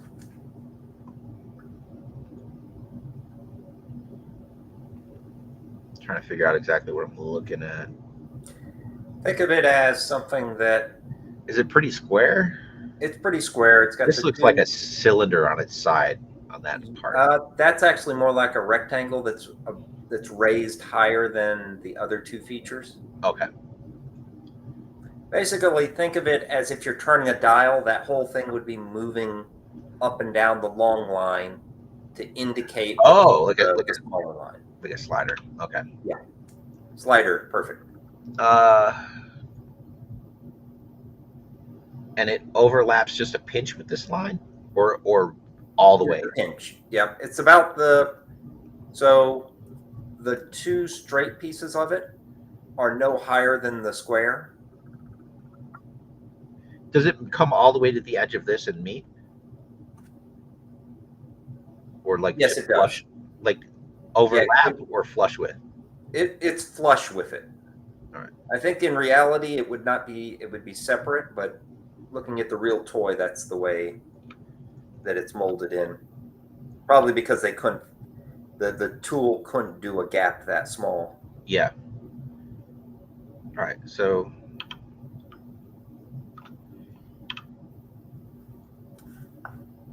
All right. How high does it does? If it comes up over that lip, it's not much. Yeah.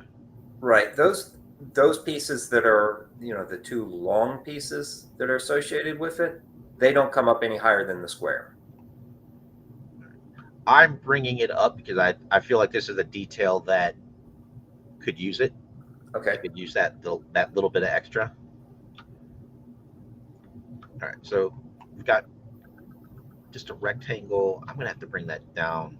Yeah, it's not really a rectangle, it's two straight lines. So the sides of your rectangles, those are actually just, two straight lines that you could extrude up, and then a rectangle connecting them,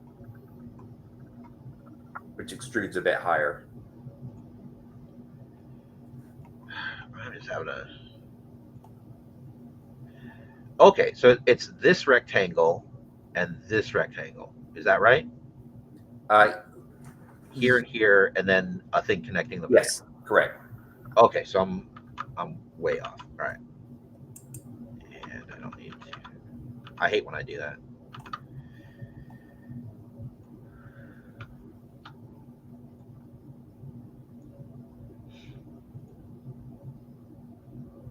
So one like that, and just do move, copy, and you always got to click copy. That messed me up for a long time when I started in Fusion, figuring out how to do copies. Okay, and yeah, I can't stand the way that they do copies. There should be a copy command rather than the I really wish it was move and select. Yeah, I don't know why they did it that way.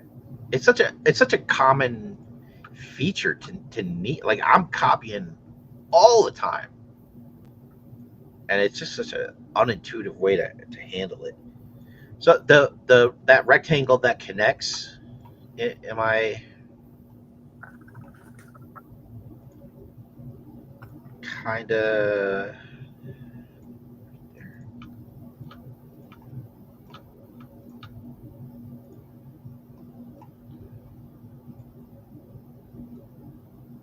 Yep, there you go.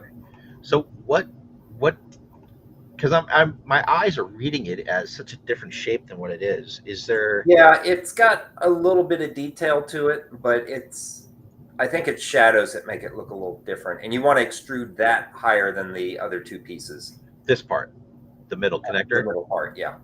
All right.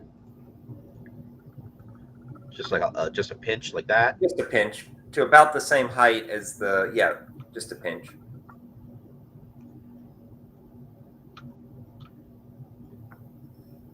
Come on. And then we're just going to soften it. Yep.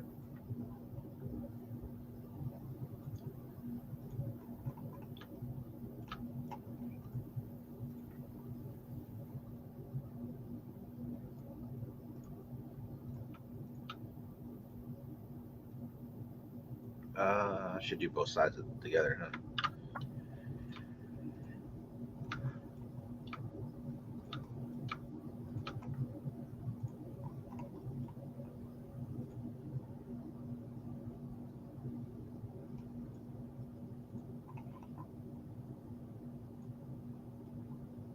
Cool. And so this and this, are they the same as these? Yes. All right.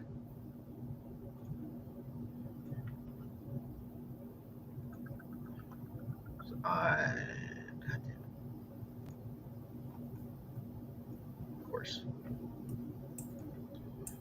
So you see, it just did it again. Like, I wanted to select that face, but I selected like the sketch, so I couldn't find the middle.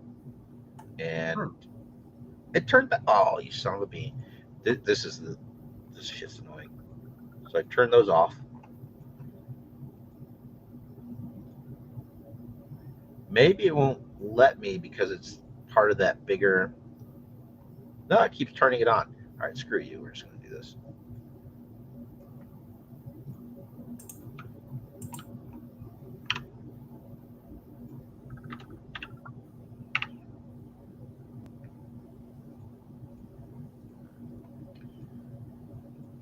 So I don't need to do this, but I always, when I know I'm going to subtract, I love to give myself a little extra, because I the worst case scenario is I create some like thousandth of a millimeter face that covers up the thing that I'm trying to create, Right. and that's just no bueno. So I always like to have a little overlap. Just, and it's not necessary. Like the software knows what I'm doing, but that doesn't mean I trust it. And, Yeah. you know.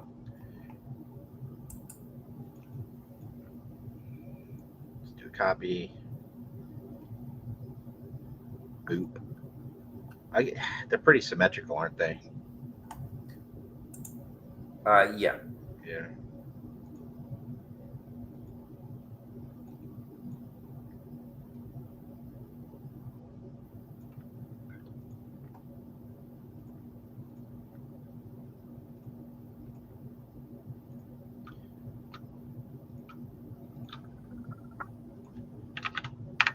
All right. I believe that's it for the top. Yeah. Let me take a look. That is, I mean, the only little details that you're missing is see the two outer circles? There's a little rectangle that connects, there's little rectangles that connect them. Even these? Oh, like right here? Yep, there's one rectangle there, and then there's one rectangle between the other circle and the here rectangle. Okay. And that's it. All right, let's That captures everything. plap them in there real quick. Yep. And they extrude a little bit higher than the circle they're connecting. Which is weird, but okay. Yeah, exactly. It's a feature for the sake of being a feature. Yeah.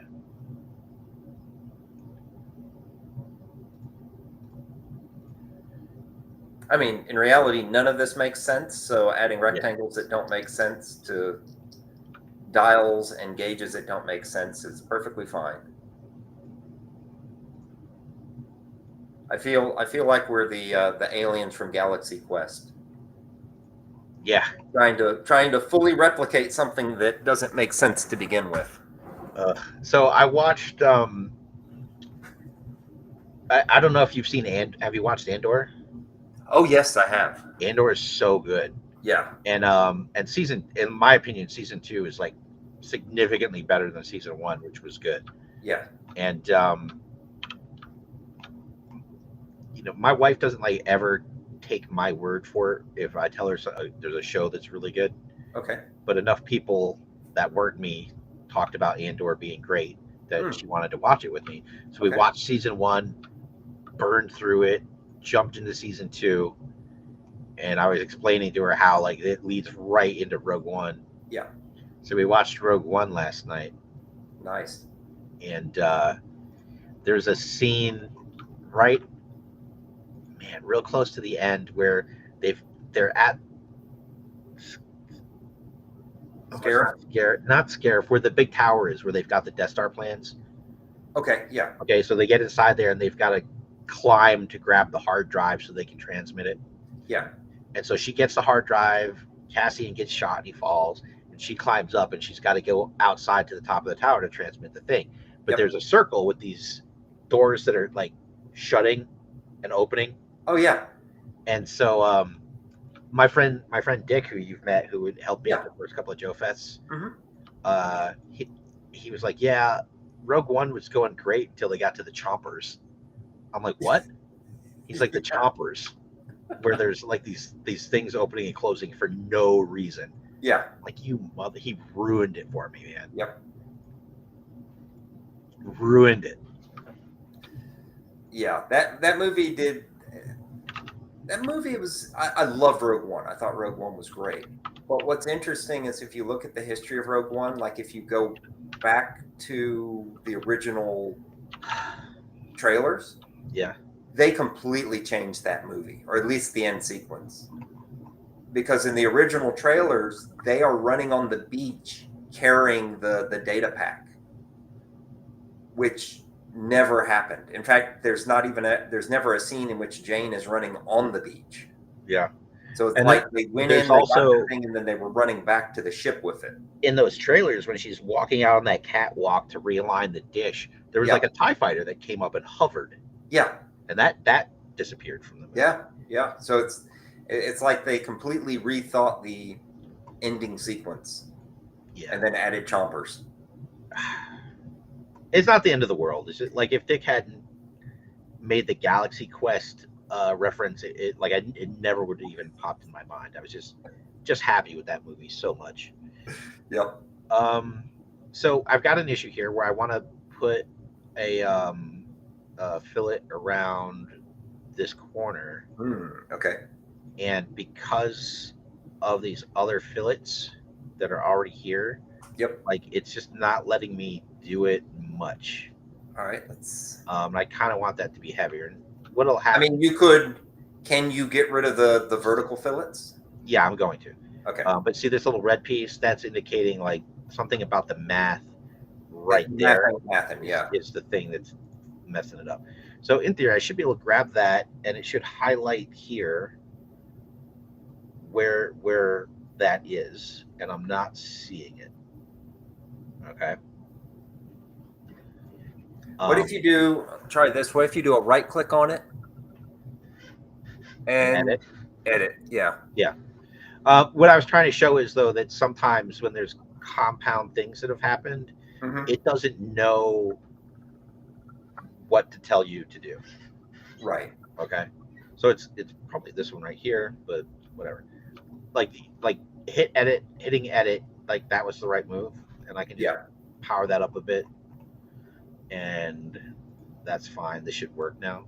Yeah. To me, one of the big disappointments is that, like, when you edit that fillet, you can never make it go away.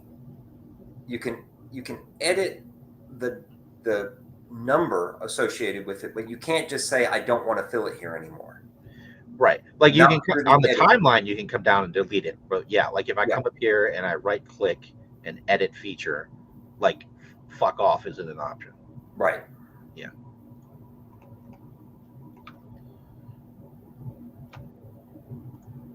That's looking good. Yeah, not bad. So I've got to pull this thing out. Would you mind holding it up for me? And I'm gonna come back to here. All right. So where your fingers are is the part I kind of need to. Okay.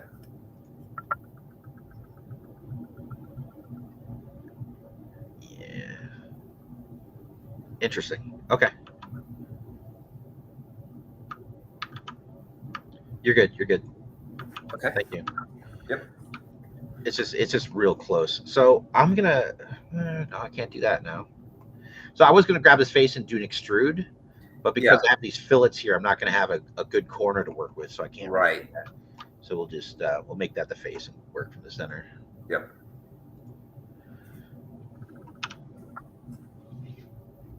And then you want a completely flat transition. So you're going to be creating that triangle, that new rectangle. Yeah. There's a completely flat transition from between the two rectangles. Let me take a look at my camera and see if I can make sense out of that. See how that surface, there's no break in that. Basically, there's no break in that chamfer. Yeah. There we go. Not good. Oh, you're talking about the top one there. Yeah, this chamfer here. Yeah. So that's going to be not the most convenient thing, but I have a plan. All right. Yep. But I do have a gap like this here, right? Or like a big U around the bottom and the edges. Oh, go ahead and share your screen again. Oh, crud. Sorry. Yes. Yeah, that is. Well, except for the bottom. The bottom's another big chamfer like that? Yeah, big giant chamfer. All right. Which is probably there for tool release. Yeah.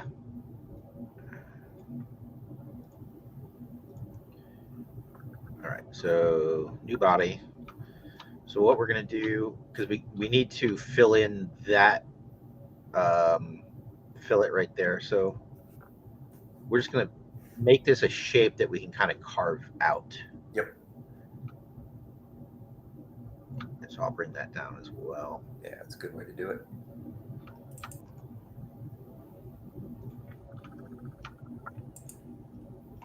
Come on, man. Jesus.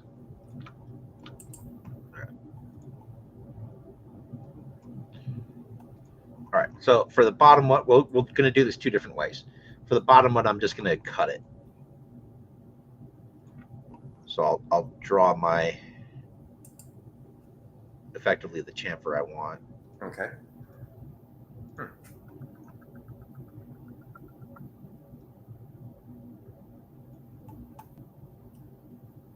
I'm going to call that close enough. So we're just going to select that face, hit extrude, extend it, do it symmetric, and do just a big cut. So now that's just like one nice thing there. Now up here, because I had done this detail too soon, that complicates things. But what we can do is I create my sketch on this face. Yep. So now all I got to do is I'll hit R for my square, draw that guy out, and then once again, hit extrude. Making a chopper. Yep. I didn't do it long enough. You son of a bee. So I can't do a cut because I didn't do everything. So we'll do new body. Okay.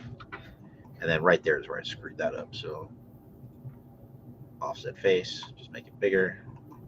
Now I am going to do some merging here. I'll combine those two pieces together so that I can subtract that all at once. And I did not touch this. I didn't screw up any of those details. So that's what we need. Yep. Now, are there it's hard to tell from this. Are there chamfers on these corners, or is everything just sort of rounded a little bit? So it's a bit odd. Imagine if you're looking at look straight into that surface. Hey, I'm going to come back over to the other thing and just point that business end at me, if you will. Okay. Yeah, so you see how that kind of gives it's like there's a feature here. Yes. On both sides that kind of cut in to give you that layered effect. Yeah. So hopefully this should work. Do a little chamfer. About like that-ish. A little more. All right. Let's go back to your screen. Oh, I'm sorry. Gosh.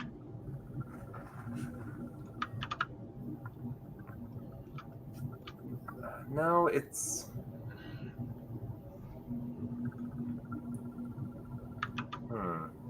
Well, I have some reference pics. I'm gonna. Yeah, it's not quite like that. It's almost like. Here we go. Oh, of course.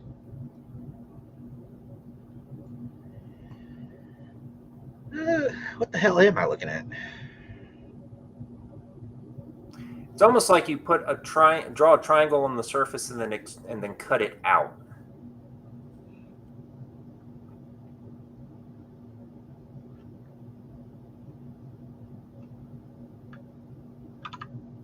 Yeah, take that step back. Okay. So yeah, that's gonna be a weird. Yeah, do this. So on the surface of the larger piece. No, the I'll call that the smaller rectangle. Move to that same face, but on the larger rectangle. Where the fillets are. Here. Right there. Yep. Now, from that surface, draw a triangle in where the two parts intersect and pull it out. Let me see if I can go into my camera real quick.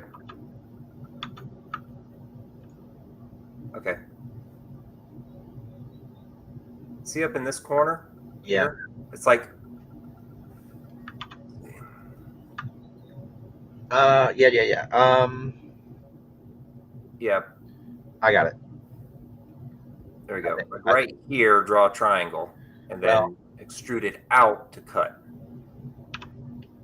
Let me try this. Okay.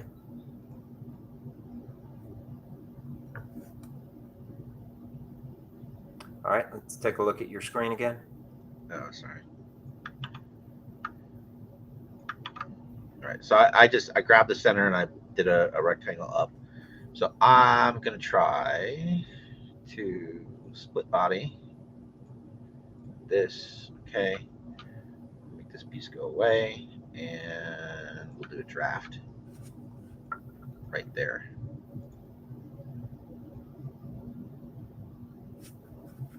$45, you think, or is that too great? About 45. Yep. Okay. Yep. That'll do it.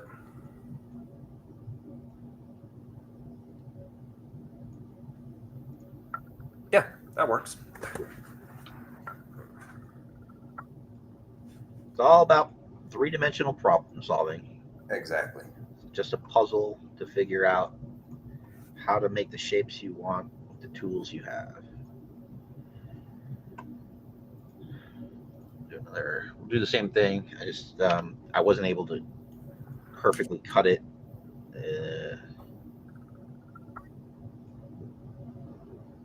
But I was able to snap to that line. That's what I'm looking for, right there. Split body. And this. Okay.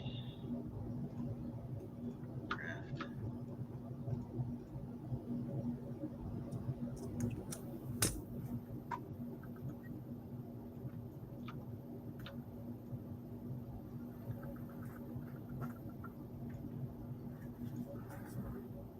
So I'll tell you what, Mike. Yeah. Once the Kickstarter is all said and done for Chris, Yeah. I'm gonna start trying to pitch him like Cthulhu-looking dudes.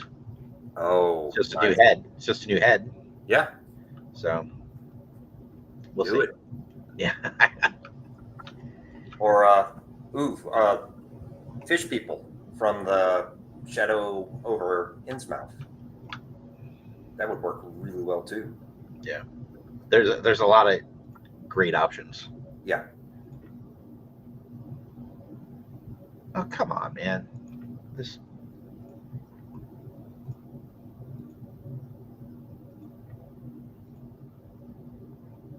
was trying to find a center point. There we go. Snap, snap. So this is just an extrude, and I just need to have the center, and then I can. It's easier to mess with bodies than sketches. Yeah.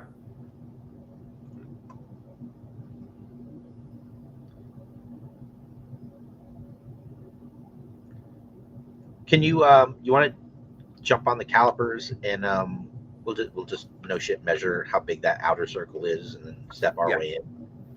Yep. Outer circle is going to be 5.8 millimeters. 6.2 millimeter diameter. I was real close. I was at like 6.3. And height's about, let's, kind of too small for my calipers to get a good measurement. There we go. 0.7 millimeters. 0.7.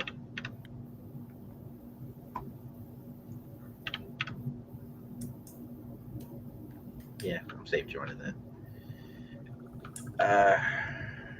So here's the big question. We know that will mate with the, the same cable. The hose, right? So we can get a measurement of that, but you're at regular scale, you're at O-ring scale. So once we scale this thing up, because this is like 3 steps. Yeah. So I'm going to do the first 2, and I'll do a little nub for the final thing. And once we scale it up, then I will correct it to match what we need. Okay. Cool. So what's the next step look like, size wise? All right. Next step is going to be 3.6 millimeter diameter.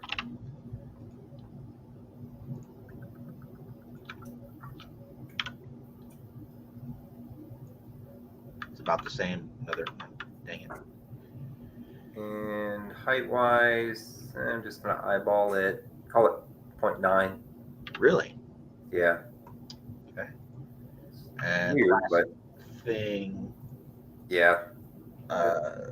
We'll do that whole thing after, so it's easier to just punch it in. Okay. So I'm gonna just give this a little bit of that crap. There I am holding shift, like I told everybody not to. All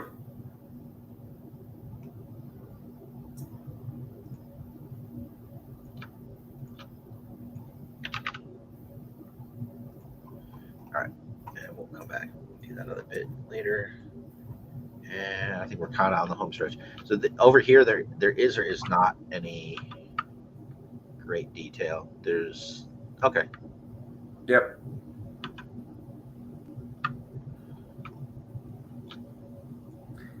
So really, it's just the heat sinks and basically a couple of rectangles around it. Yeah. All right. So I think we're gonna do a cut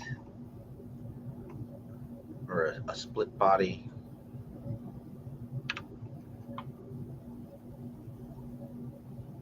Come on. There we go.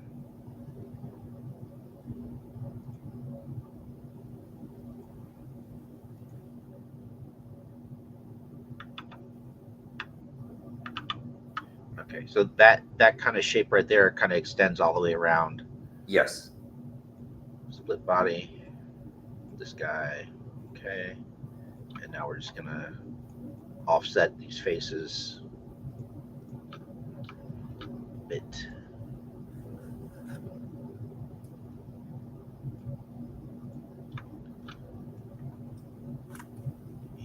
I'm gonna combine them back together so it doesn't cause any issues. There we go. And I think we'll do the big guy, stretch them all the way across, and then break them apart, and then Okay. everything. So,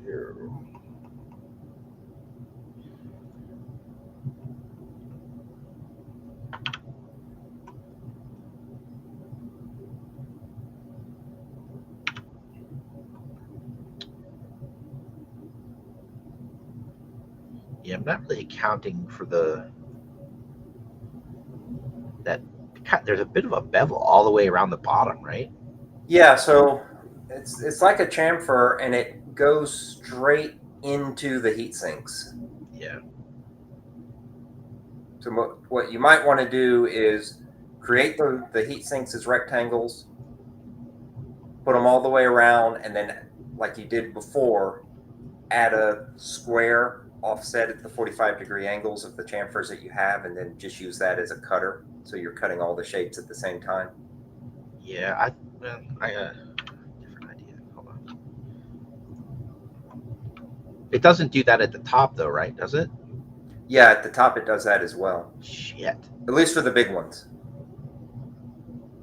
So I really shouldn't. This feature right here, I should not have done. Yeah.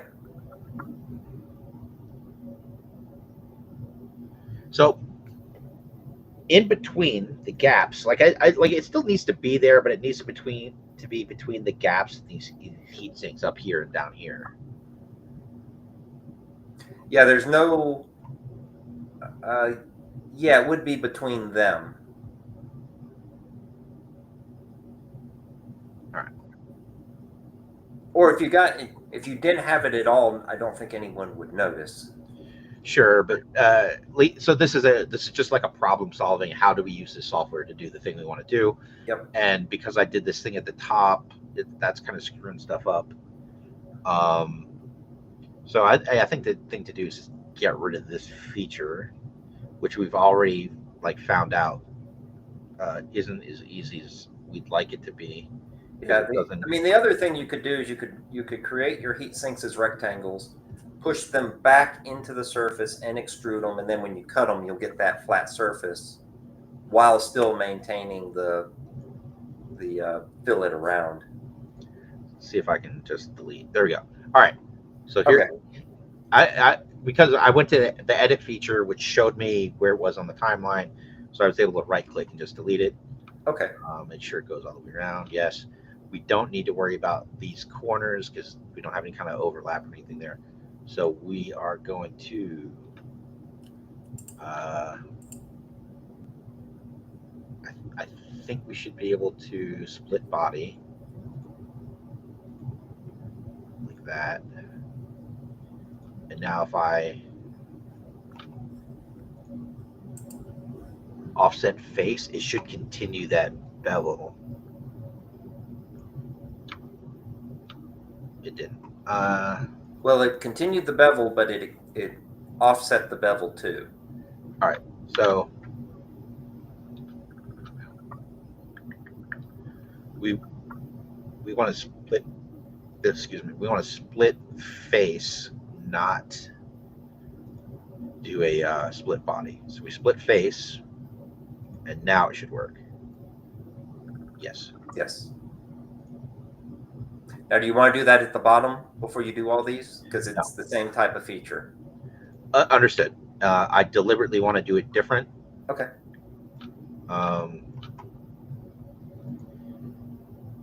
The problem we have now is I can't repeat this because it's part of this. Okay. It's not a separate body. So we got to break it off. It didn't let you do separate body?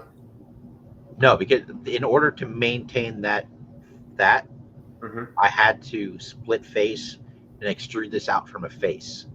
Okay. Or not extrude it out, excuse me. I had to offset the face out. Gotcha. Instead of extruding it. So, but we'll add this together. Oh, well, okay. So this is why I almost never do things this way.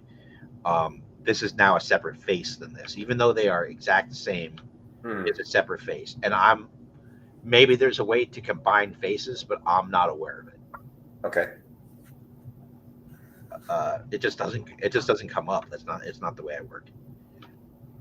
So what I was hoping is, what I'm going to ultimately do is break this off as a separate thing. But what I want is to have all these little heat sinks along the side, and then do a single bevel for all of it. Okay. Just as an exercise, essentially. All right. So a couple ways I can break that off. I think we just draw a line on that face. I think that's what we'll do. So grab that. Just grab a line, and right down here we should be able to snap. But do you even need? So you're just trying to cut it off? Yeah, I'm just doing a split body. Yeah, you shouldn't need to do that. You should just be able to do a plane cut off the existing plane. I don't typically do that. Let's do that. Okay. So yeah, you do a split part up the top. Split part. Yep. See where the cross is? Yep, right there. Right over to the left. Nope, right. Press pull. Split Right there. body. Was that What? split body? That's split body. Yeah. If you do split body, Okay. all right, select the Oh, part you want to split, and then just select the plane. There you go. Right there. But now, well, that's a good point. That will slice everything off. Yeah. So this That is was a different thing now. Yeah. Yeah. So at that point, now you should be able to move, but now you have to do a move and copy foolishness. Right. Which is what we want. Yep. But yeah, no, see, that's all one face now. That's great. Thank you, Mike. Yep. Like I said, there's always more than one way to do kind of everything. Yeah. And what's nice too is that references it to the plane, so you don't have to worry if the new line that you were drawing was off. Yeah. I don't know if it was snapping or not. It snapped. Okay. But what we want is for this.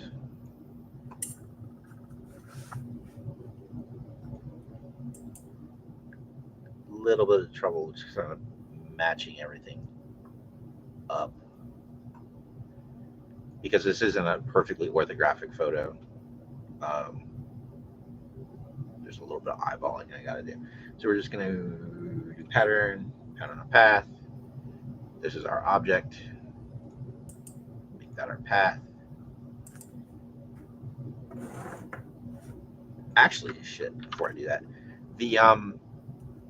are these, because the shadows are making it look like there's a little bit of a bevel or a chamfer down here at the bottom. Is that just shadow? and perspective. Let's see. Which part? Down here, where it looks Yeah. like it's coming in a bit. That's just Uh, perspective, right? Because It's just shadow. yeah. Okay.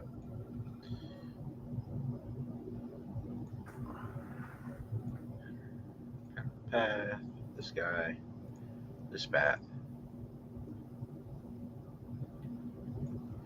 Okay.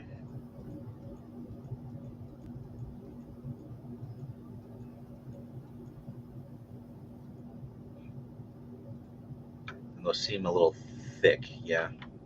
Go back. Oh, would you mind giving me a measurement? Sure. What you need? The thickness of these heatsink blades. Okay. I'm at 1.361 right now.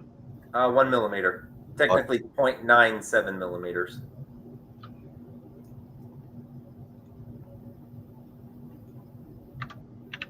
Yeah, 1. So that should be 1 mil. So I just hit inspect and I can grab these corners. 1 mil exactly. Perfect. Okay.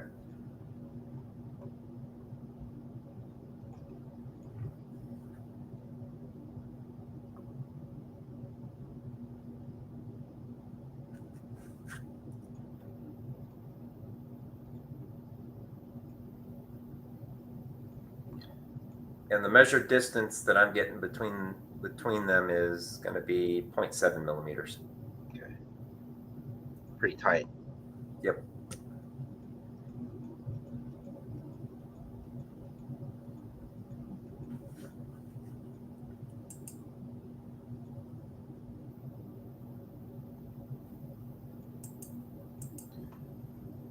Still doing inspect. Grab those. Seems like I could add one more blade if it's 0.7. That's almost. So let's see if we can edit this. Let's see here. Yeah. Count them. Well, it would be 1, 2, 3, 4, 5 of the large ones. Yeah, that's about right. That size right there. Yeah, because that fifth one kind of bleeds into the rectangle. And then how many of the smaller ones should be? 1, 2, 3, 4, 5, 6, 7, 8. Should be 9 of the smaller ones. 1, 2, 3, 4, 5. Yeah, that's the right number. Yeah, we'll push this guy back. Wait, 1, 2, 3, 4, 5. Yeah. Yep, you got them right. Cool. And kind of about halfway up the. Yep. The outer rectangle thing.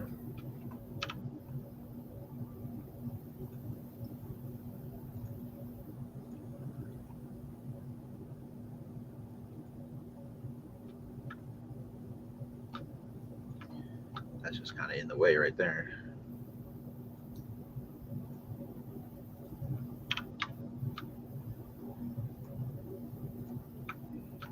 So what are they doing at the top? They just kind of bevel down.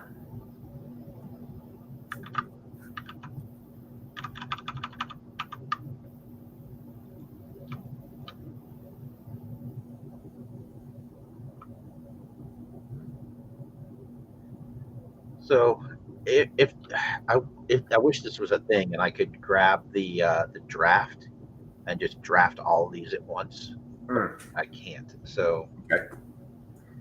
Try chamfering them. Well, right. I'm going to do the chamfer. It just I'd rather do it the other way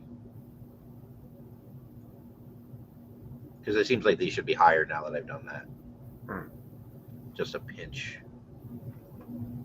but I can grab the faces and extend it. That's not a big deal. But because they're all separate pieces, I can't do a single draft operation. What the fudge? Hold on.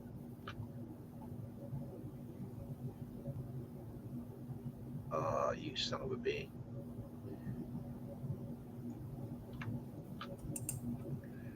So because I did the chamfer and it didn't extend all the way to the other edge, it's pulling this out. So let's see what happens when I grab these faces. Do the same. Okay. It's gonna pull that face out and kind of connect it. Right, like that. Okay, cool. That will correct it, and then I should be able to pull these. Damn it. I gotta. It's in my mind to break the habit of holding shift and selecting things because it just never ever works out. Yeah, one missed shift and everything goes away. Yeah. All right. So that's not horribly ugly. So again, we're kind of doing this as a bit of an experiment and an exercise. I'm going to mirror all this stuff.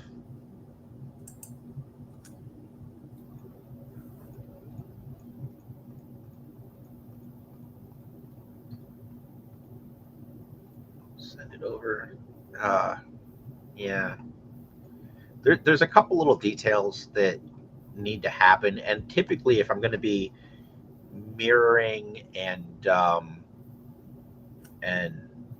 duplicating and doing patterns on path, I like to typically do all the kind of like repeated detail things, like rounding these edges and everything. But that's going to complicate the next thing that I want to do. So right.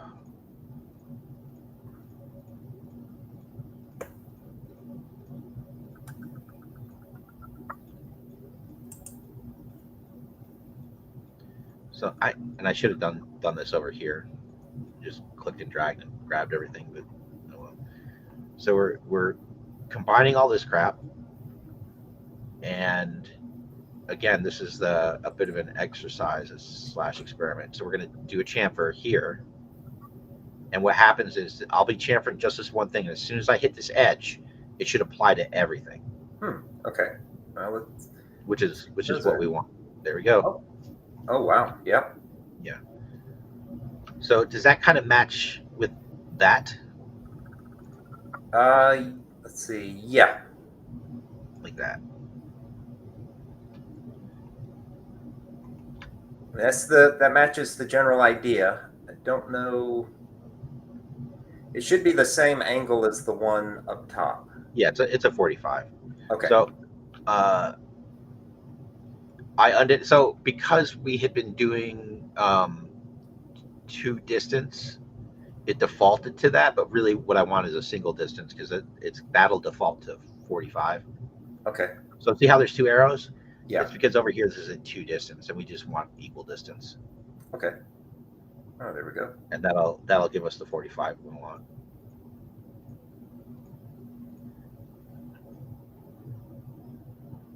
I don't need to do that. Right. As soon as I get over here, it's gonna, I just needed to select one. So about right there. Cool. Technically, gosh darn it. Let's do this one last time. Grab our chamfer, grab that edge, grab that edge.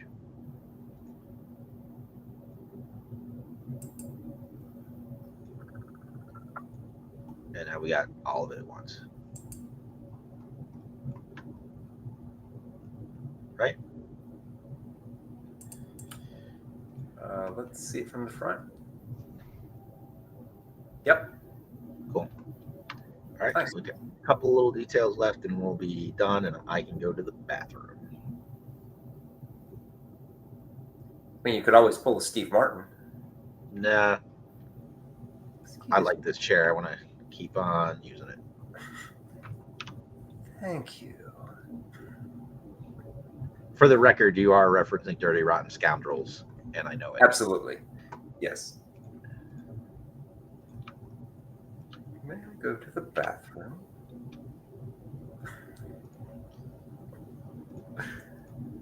Best scene of that movie.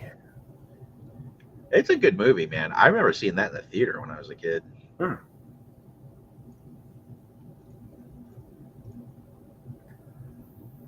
I didn't appreciate Michael Caine until I was older. He doesn't have a lot of bad movies aside from that fucking Jaws that he was in. That was which one was that? The Revenge. Yeah, the one with the psychic shark that I- followed them. Oh yeah. Yeah, it's Yeah. revenge. It's good. It's like the shark was coming after the family. Yeah. Like,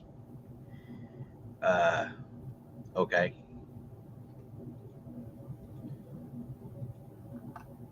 Host. Oh man, no. When we did this function, I didn't delete enough. 1, 2, 3, 4, 5. I should have done 5, and then these 2 got left out. Oh. Okay. Oh, that is horribly unfortunate. Yep. So this is one of those situations, like, as a guy who does this professionally, if this was a finished thing and I sent it to the customer, and whether it's because I made a mistake or they wanted a change, this isn't quick and easy. Yep. The mistake that I've made here, because we want things to be uniform,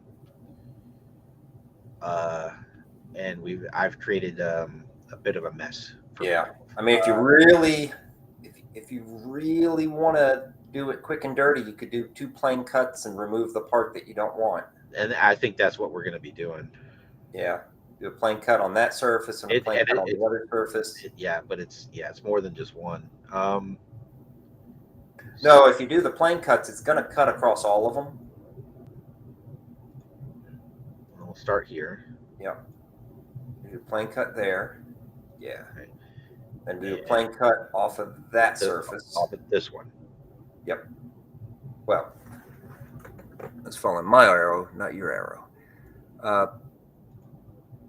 But yeah, right there. There you go. But it's now you should be able to go in. That should have. Yep. There you go. But it cut this too. See what I'm saying? Like there's still more cuts that have to happen. Oh, I see. There's 2 more. Yeah. Right? 2. There it is. Right.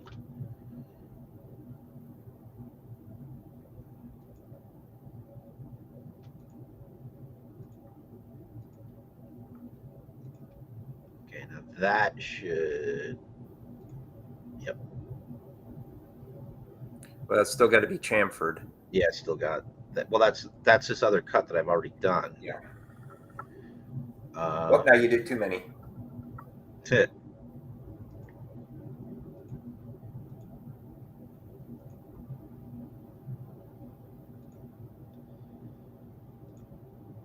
So because of Mike's plain cut, that could have been. No, I can't extend that. Shit. Yeah, now you cut too many. No, I still. Oh, God damn it. Yeah.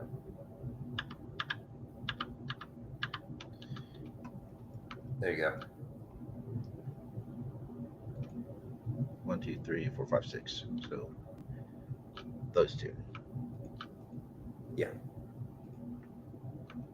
Okay, no, so that does work. All right, so then do a vertical plane cut and right here. Well, just one vertical plane cut should do it. Yeah. Nope. Nope, not that one.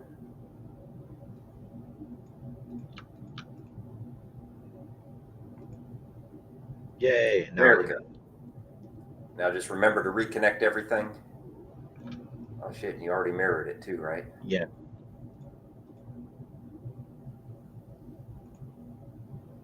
But that's okay. So over here, and rather than do like any kind of plane cut anything, we'll just 1, 2, 3, 4, 5. Or you're just gonna cut it off? Just cut the whole thing off. Just mirror everything again. Hopefully this works.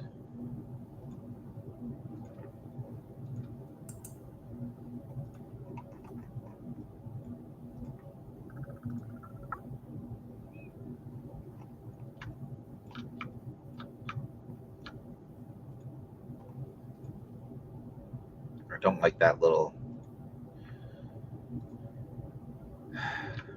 Cool. Cool. Cool. I can just mirror. Wait, is that its own piece still? Cool.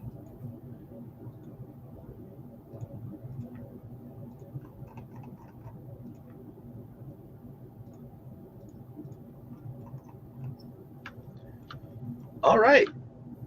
That could have been worse. Yep. You survived. Yeah. All right. And now And there's those a little three rectangle little and then rectangular features. bloop, bloop looking thing. Bloop bloop bloop Yep. bloop Bloop, bloop, bloop. bloop bloop bloop.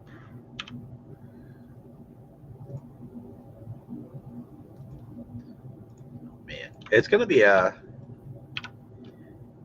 interesting Joe Fest this year. It is. I'm really looking forward to it.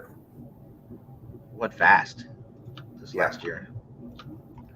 Yeah, it did.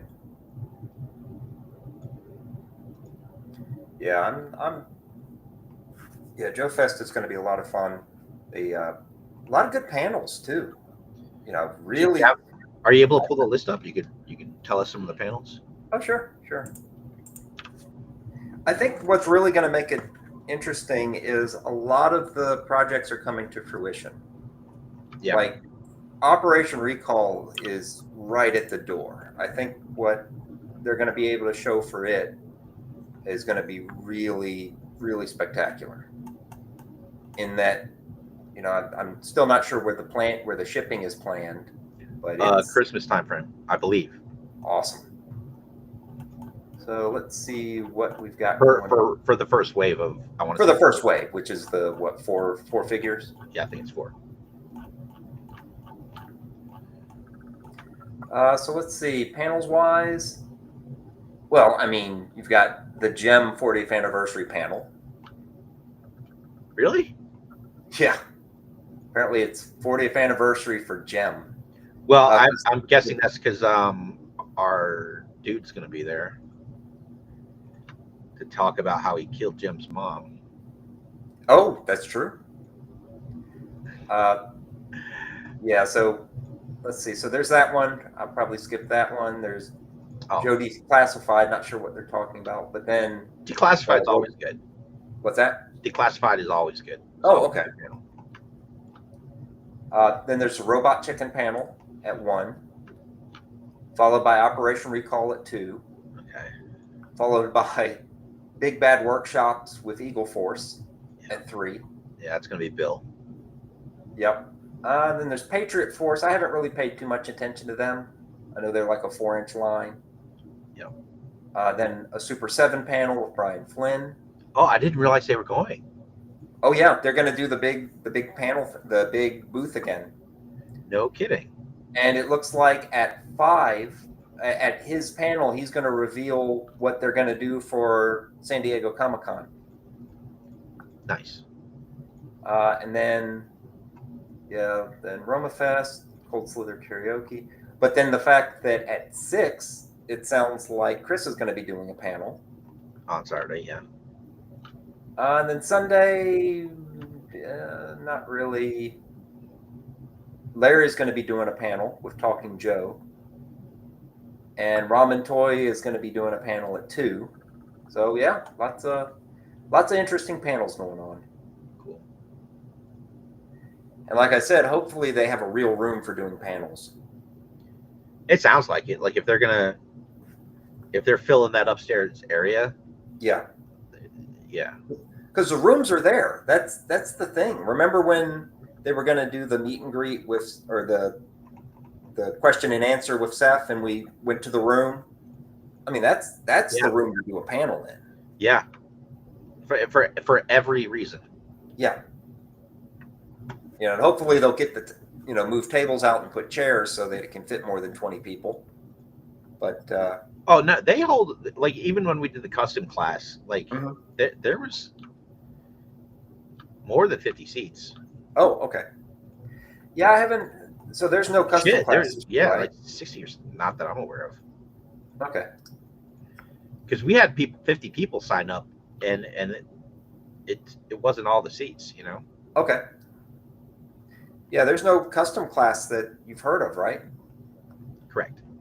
Yeah, that's interesting. I don't know, because that's always been a huge thing at Joe Fest. I don't understand Yeah. why. So no one stepped up. So Chris and I had done it last year, Right. and then for as long as anyone can remember, oh, that's not good.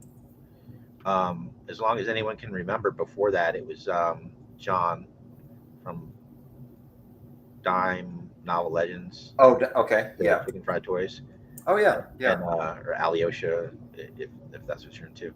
Okay. And he's just not doing it. He's just got too much of his own stuff going on. Okay. So he stepped away from it. Pretty sure he's going to be at the show. I haven't heard otherwise. Okay.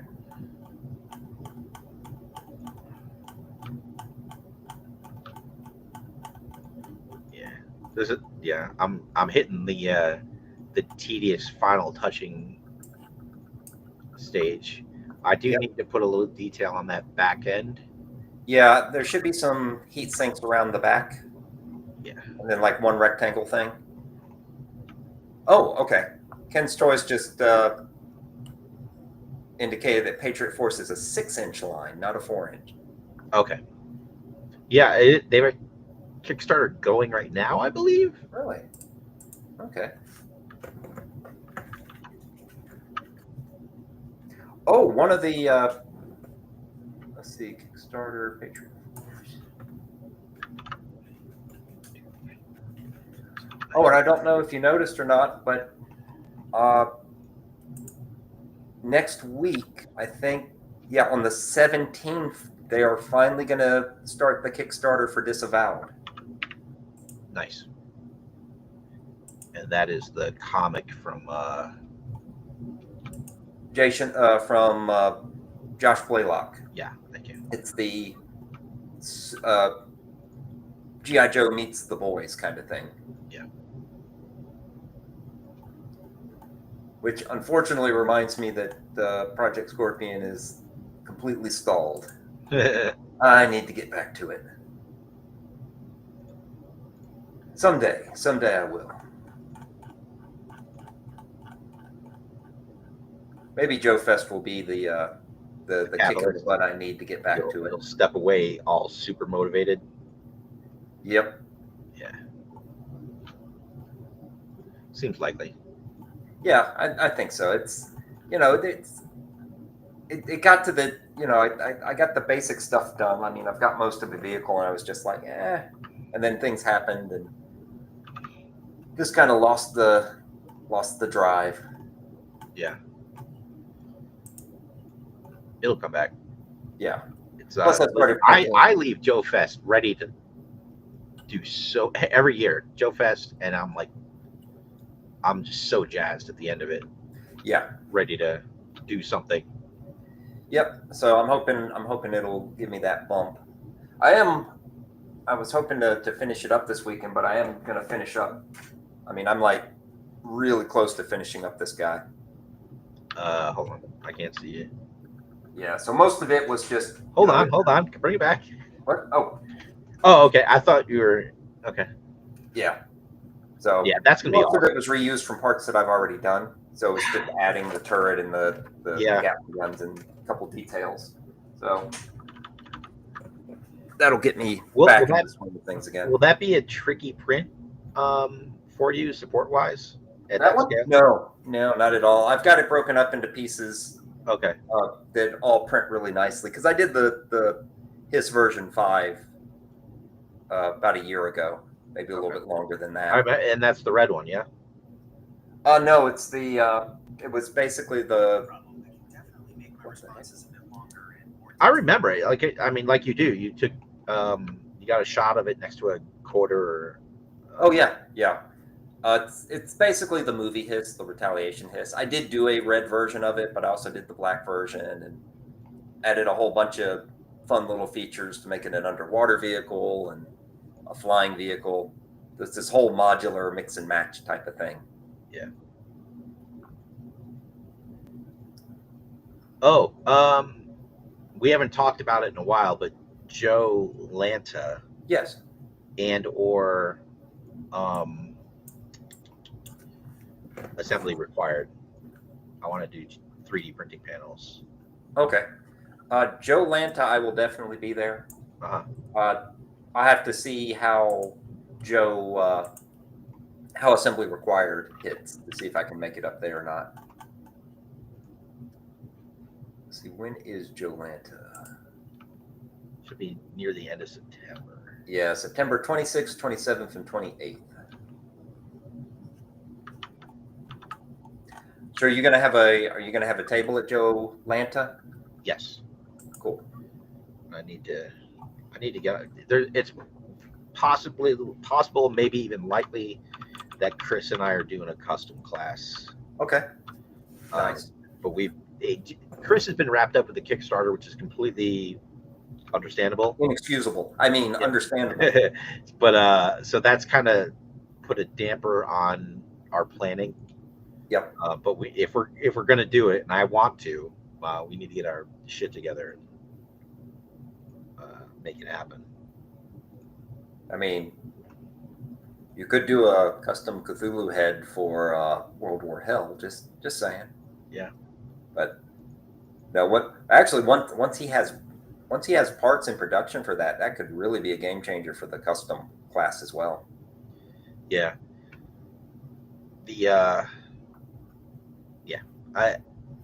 I'm down for whatever. I want to do something. Cool. Okay, so those have the same chamfer. So I did go to Toy Lanta this year, and they really, I think this year's Joe Lanta is going to be great because they were able to take what they learned from the first time. They improved upon it with Toy Lanta. So I think there's some learning curves, but I think they're really getting there to being an incredible show. The first thing is they made sure that there wasn't a hurricane. So that was no kidding. Like I felt so bad because clearly, like they were coming out of the gate hard with that show, and should be equal with the same with the bottom chamfer. So that line where the chamfer ends should be the same here. Yeah. So like it should come to a point. You're losing me. Like see how? Look at the. Are you talking about the bottom of the fins are? Yeah. Yeah, the bottom of the fin should be at the same location. Same location as what? From the side to the back. Yeah. Here? All right. So see how at the corner? Yeah, I gotta what the fuck? Yeah, okay.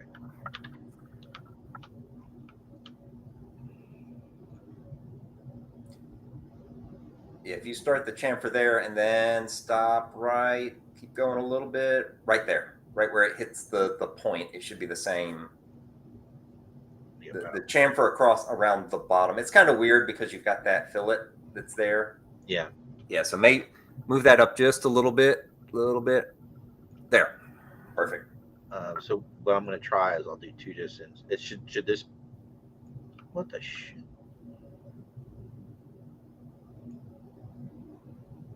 Yeah. See, once you get that line equal right there, you shouldn't have to change anything. Well, I mean, like this corner, like here, should be equal to here. No.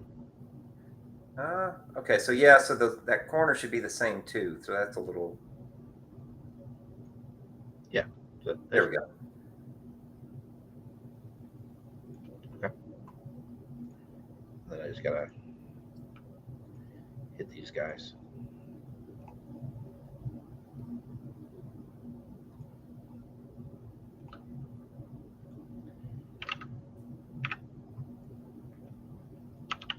Now it's gonna be a douche. There we go. All right. That is the box. That's the outside of the box. Yep. One big rectangle on the back. That's it. So see that large open area? Here? Right there. Yep. There's just one feature rectangle there. Do I have any? And that's it. Oh, I see it. Okay. And it kind of matches with the fins. Yes.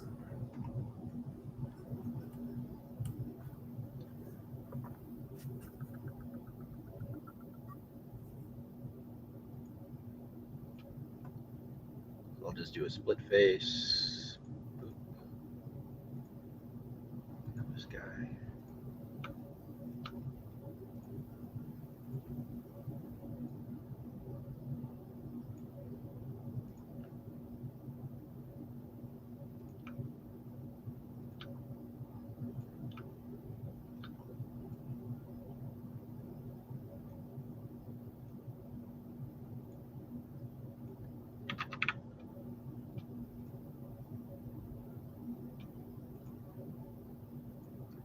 Let's see if I can do this. Not too much trouble. That's not too bad.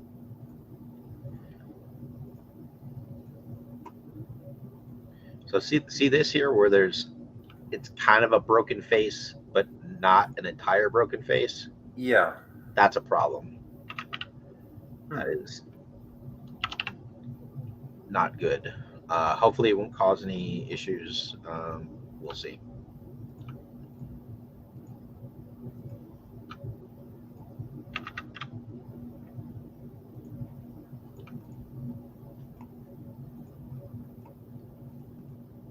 Oh, this is me holding shift.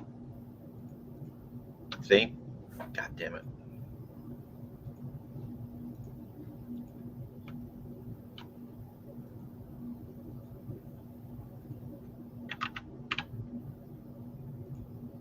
All right.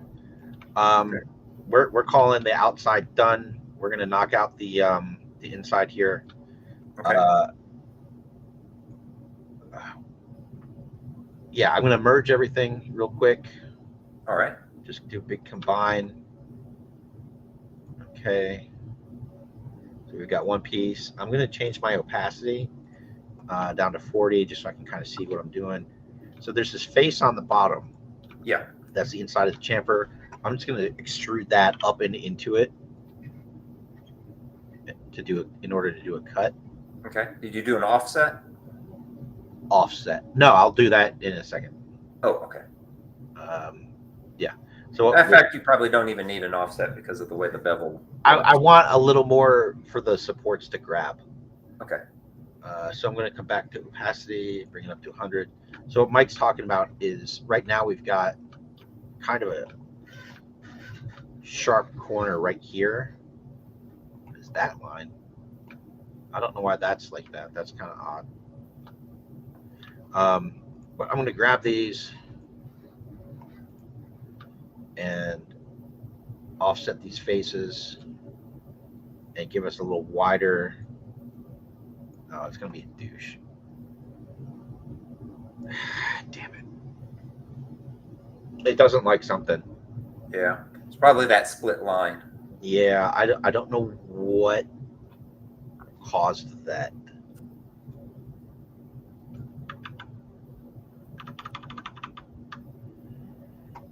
But it doesn't like it, so we'll try it this way. I'll do extrude. I'll do it a face at a time. And all I'm doing is creating a little area at the bottom for the supports to grip onto. Let's do 0.5 all the way around.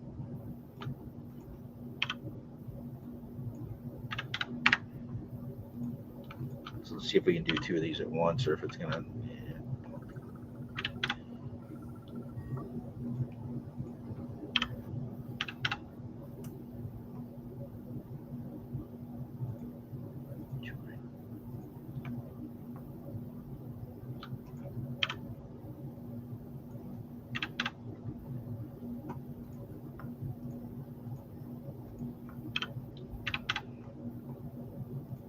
Oh, I got to do some... Oh, so for the other ones, it wanted to do a cut, and this one it just automatically corrected itself. So that's interesting.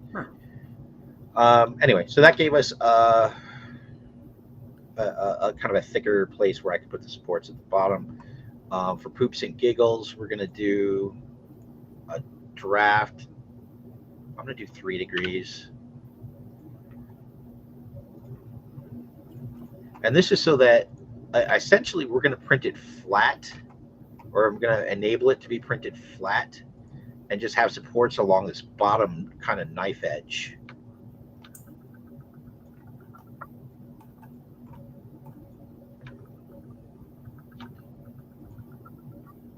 Cool. So you can see I got those 3 sides.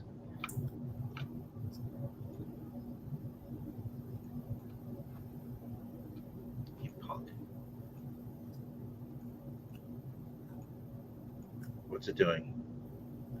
Draft. There we go. Sometimes it just doesn't like to behave. All right. So that's cool, just like that. I'll do this now. What we're doing is we're trying to make this as easy for the printer as we can. Right. So I'm just gonna round some stuff up here. I'm curious as to again, we're gonna round this pretty significantly. And this is to make it so we're not. I don't want to have to load this thing up with supports. That's what's up. So we're just going to kind of create some structure in here that we can control. We're not going to rely on the slicer to control it for us. Okay. I think we're going to go about 1.5 mil thick. And now I'm going to come up and I'm going to make this thing translucent again, bring the opacity down to 30.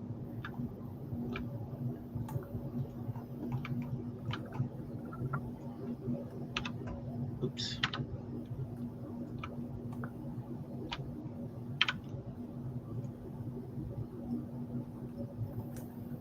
So we can see the shaded area with the curve. Like we just want to add all that together. 1, 2 sides. Okay. And now this doesn't have to come all the way to the bottom. In fact, it shouldn't, because we want this thing to, at the end of the day, this thing should sit nice and flat. And because of where I'm intending to put the supports, you'll probably want to lay it down flat on a piece of sandpaper just to clean all the supports up.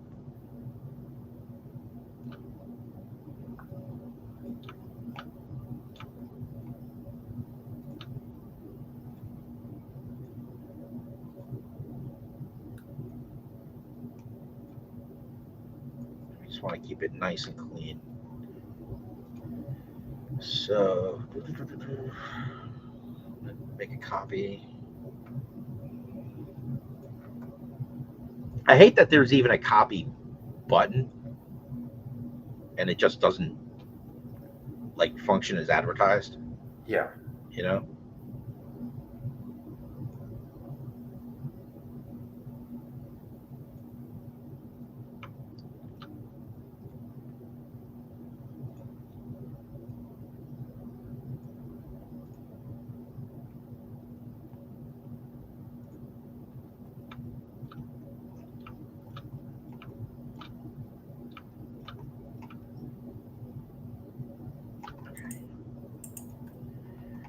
So essentially what I'm doing is I'm going to create chambers.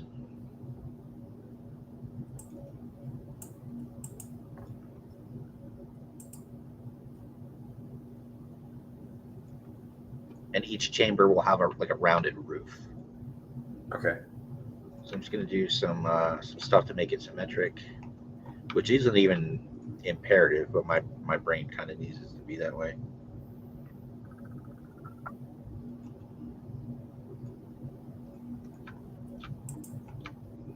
So we want this internal thing here, this chamber thing I've created. That's our internal support. Okay. Group all that, and let me group the whole damn thing. And now it's just we want to round everything so that it doesn't require supports. It's just going to be an easy kind of shape for the printer to fill out. Okay.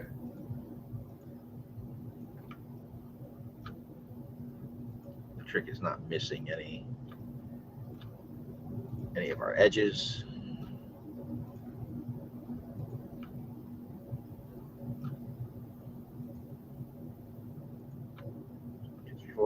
Four.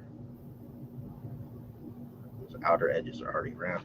So as long as I've selected a lot of stuff, so there's going to be a lot of curves happening. So as long as it's not too much math for the software to process, I should be able to just pull this. There we go. There you go. So it's hollow, but it's going to have this structure in here, and this is lifted up off of that a little bit. I should be able to grab this face and round this up a bit too. Perfect. Just like that. So we're going to put this in the slicer in just a second, and I'll show you like how I intend to print it. And this shouldn't be a problem. Like up here, this is the only flat little chunk inside these chambers. And the printer should be able, I can do like one little support that heads up and it touches that kind of right in the middle. But because I've rounded everything, the printer should be able to handle it. So we need to go up from our 1/18 or 3 3/4 inch scale to 6 inch scale. And I want to say it's like 167%. It's kind of my go-to if I'm remembering correctly. Yeah. So it's usually 1.6 to 1.7 times. Yeah. So 1.67 would be right there. Yeah. Good thing about this is since we didn't create the connection to the hose yet, right, it doesn't matter. You know, right. It doesn't. This thing is completely standalone. It doesn't have to connect to anything. Not yet. I need to change this to uniform. I don't know what I scaled on here that made it default to that, but so it's uniform, and it is at 1. We're going to 1.67, and this should be our classified scale for this piece. And now we just need to add the coup de grace, the piece de la resistance, if you will. And I've got my handy but also sexy Techno Viper right here. Woohoo!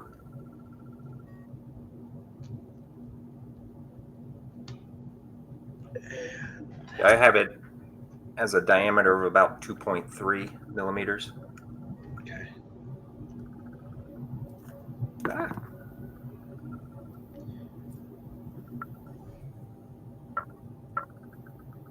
Yeah, I got. Well, whoa. You said 2 point? Well, what are you measuring? Yeah, I'm the measuring. tip. Just the tip, just the part that the thing slides onto. Yep, I'm measuring it off of the tool, one of the backpack tools. Okay, I'm using the gun. Okay. They're all pretty close. Yeah, about 2.3. All right. That depends because they're not perfect circles on here. So yeah. we'll go 2.2 or like 2.22, and then with the resin's going to grow. Yeah. So we're going to want, it's actually 2.33. That's kind of like right where I have it accidentally on the screen is right where I'm going to keep it. And now we're going to extrude that out about 4 mil. Go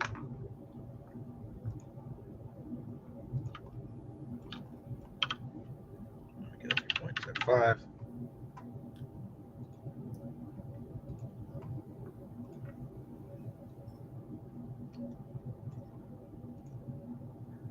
And we, especially on a piece like this where we know we're going to be sliding something over it, we want to make that a nice receptive end.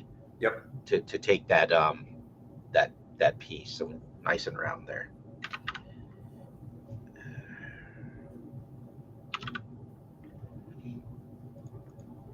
All right, so this is it. This is our final piece. We'll call this generator. Nobody pay attention to how I spelled that. So we should be able to just have a couple of supports on this internal structure, supports around the outer edge, and we're gonna have to put a support or two on this nub, and maybe on just the bottoms of these circles. This one, maybe we don't really need it on this one, but I'm probably gonna do it anyway. And that's it. So minimal supports, and everything should print kind of nice and clean. Awesome. That looks great. So let me actually have a bunch of stuff on the slicer I need to not share. So give me 1 second. Okay.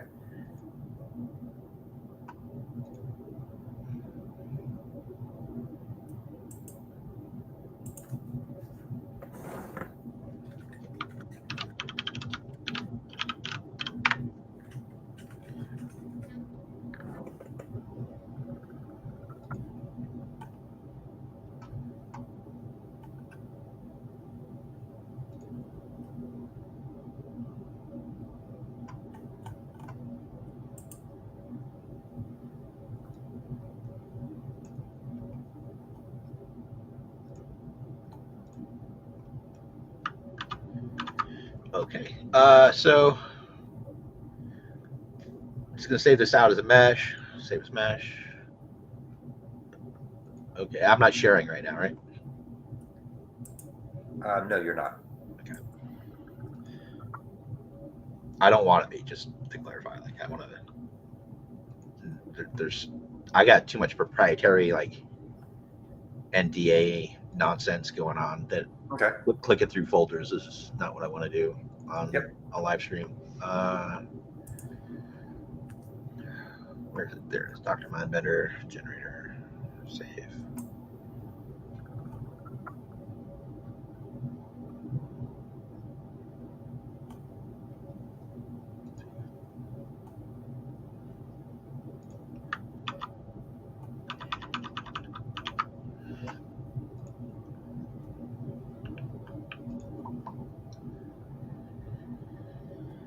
Oh, so many folders.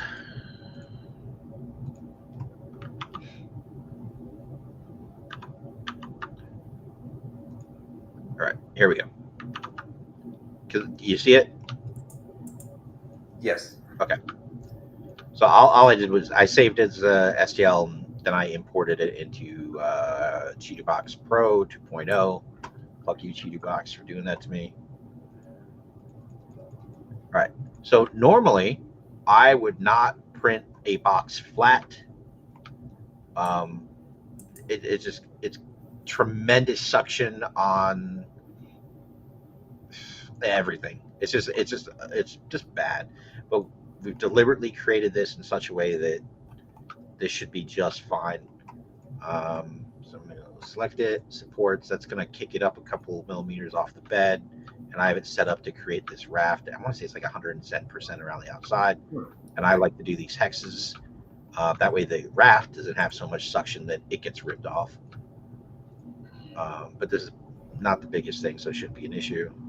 And I just have these pretty well-defined points where I should be able to put these supports in and have no issues. Now you can see, like, if you've done this, you know, like red is bad.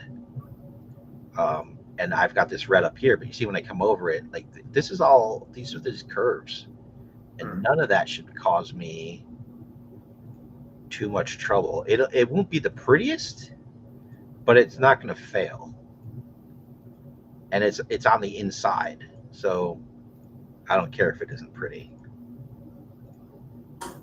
And because this thing's got all these great bevels along the bottom, I really just don't need a whole lot of supports to make this thing work.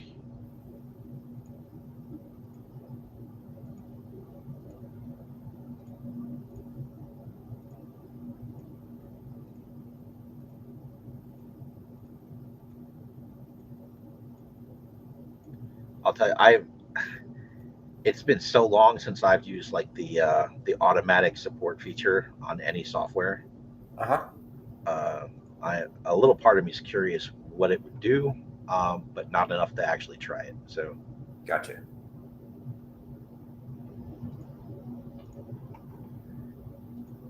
And note, I'm using mostly heavy supports and then like a couple of lights and just sort of cosmetic places where I'd like just rather be safe than sorry. I could stick one out here, like a couple of lights, like just like right there. I don't think it's necessary because you're talking about this kind of rib or ledge that goes around the outside. Mm-hmm. That's less than a millimeter. It shouldn't need any supports. I'm going to leave those there just because they're there already, and but I think we're good just like this. Okay. These are just nice ledges that should have no problem printing and coming up. You're going to get some suction up here. Got a couple supports in there to combat that, but it's thick enough between that roof on the inside and where the details happen that just like this, there should be no problem at all. And we don't have to hollow it. We don't have to dig holes. None of that nonsense. This should be a box that prints just fine. Okay. Nice. So that's it. I'll prepare, slice this guy. I'm just kind of curious. So 3 hours, 11 minutes, 48 seconds. Like right there. I'm just looking for me. Yeah, this thing should print nice and easy. And that's it. That's our stream. 3 hours, 16 minutes. We had a guest, talked about a Kickstarter, designed a thing, sliced it. Friends were made, relationships were destroyed, emotions. Well, that's what we do here. Yeah. So that's it. So if anyone stuck around for that whole thing, God bless you. Ken's Toys is maybe still here. But thanks. We do the build streams, and I never really expect anyone to watch for the whole thing. This one wasn't even bad compared to like the shark. I think was the manta. The manta when we had some that went real long. Yep. This was, this was one item with moderate detail, and this was probably 2 hours 45 minutes of just doing the design part. Yep. Which is not bad. No, that was flying through it. Bad. So plus you were teaching too. So yeah, I mean, I could without talking and like showing, hey, we can do it this way or this way. We could cut that down a little bit, but not a lot. That maybe ate up 5 extra minutes of time. But just to kind of give an example of like how long it takes to make a piece of moderate quality.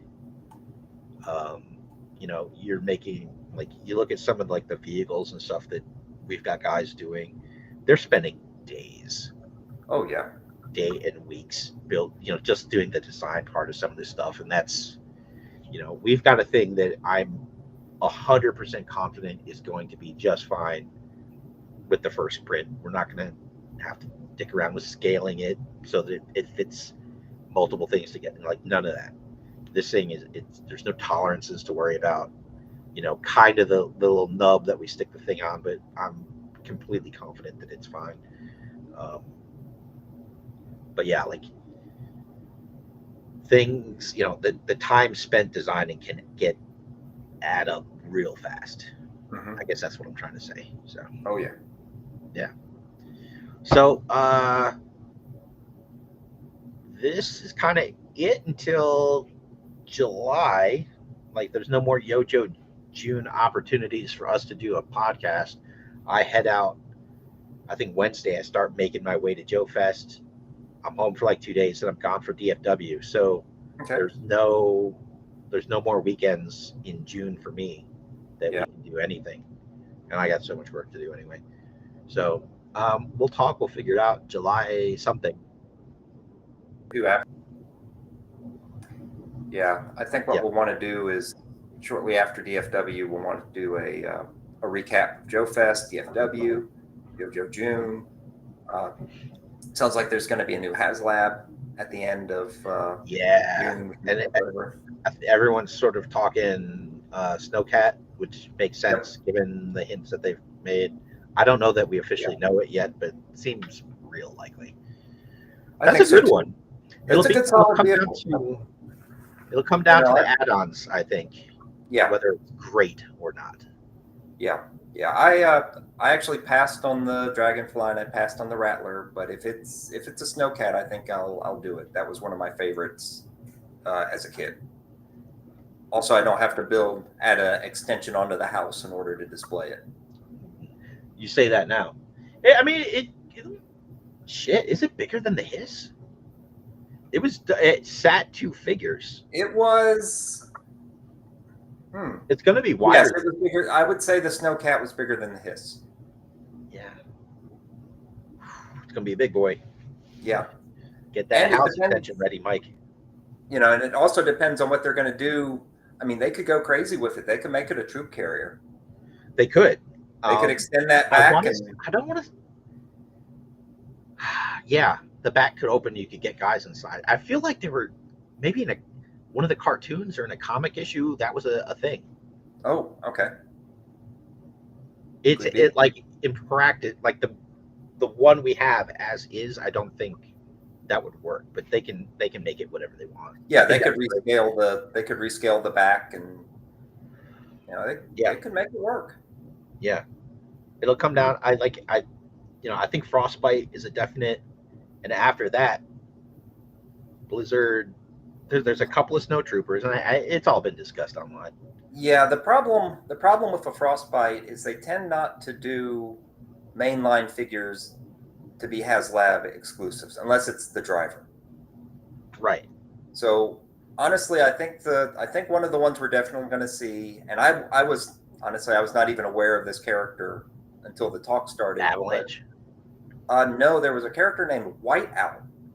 Yeah. That was basically a repainted Snow Job with a brown beard instead of a redhead.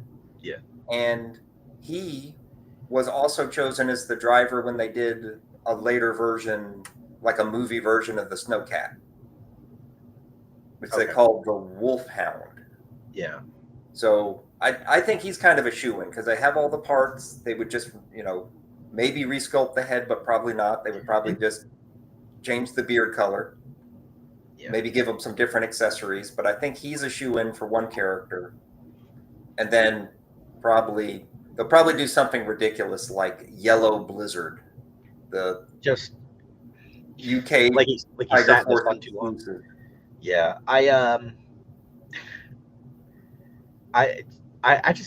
we don't need any goofy shit. We don't need patches. No. Or stickers. Yep. Or any of that nonsense. Just give us figures. Just let us unlock some figures, man. Yeah. I wouldn't mind the patches and the stickers and the other stuff if they weren't major tiers.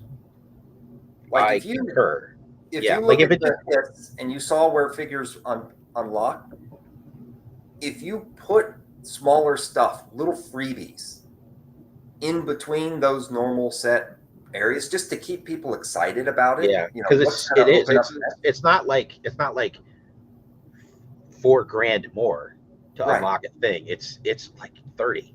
Yeah, it's a lot to hit those stretch goals. So yeah, I agree. Like they could space it out, have more stretch goals closer together. Yeah, and have them.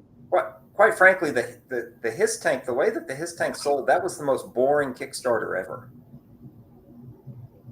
I mean, it blew through every level in like 2 days, and then it sat there for 2 months, never changing.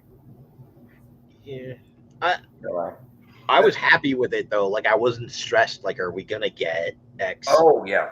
So like, I'll take boring if it means no stress. That's true. Did the Rattler actually unlock everything? I can't. I I think so. wasn't Yeah, too it was like invested at the in that. last minute because we wanted. I think the Baroness was the last thing, Yeah. and like that was the like I want that figure more than Wild Weasel or anything else. So we just like I don't know. The first Baroness was fine until like the line progressed and we realized the figures could be better. Yeah.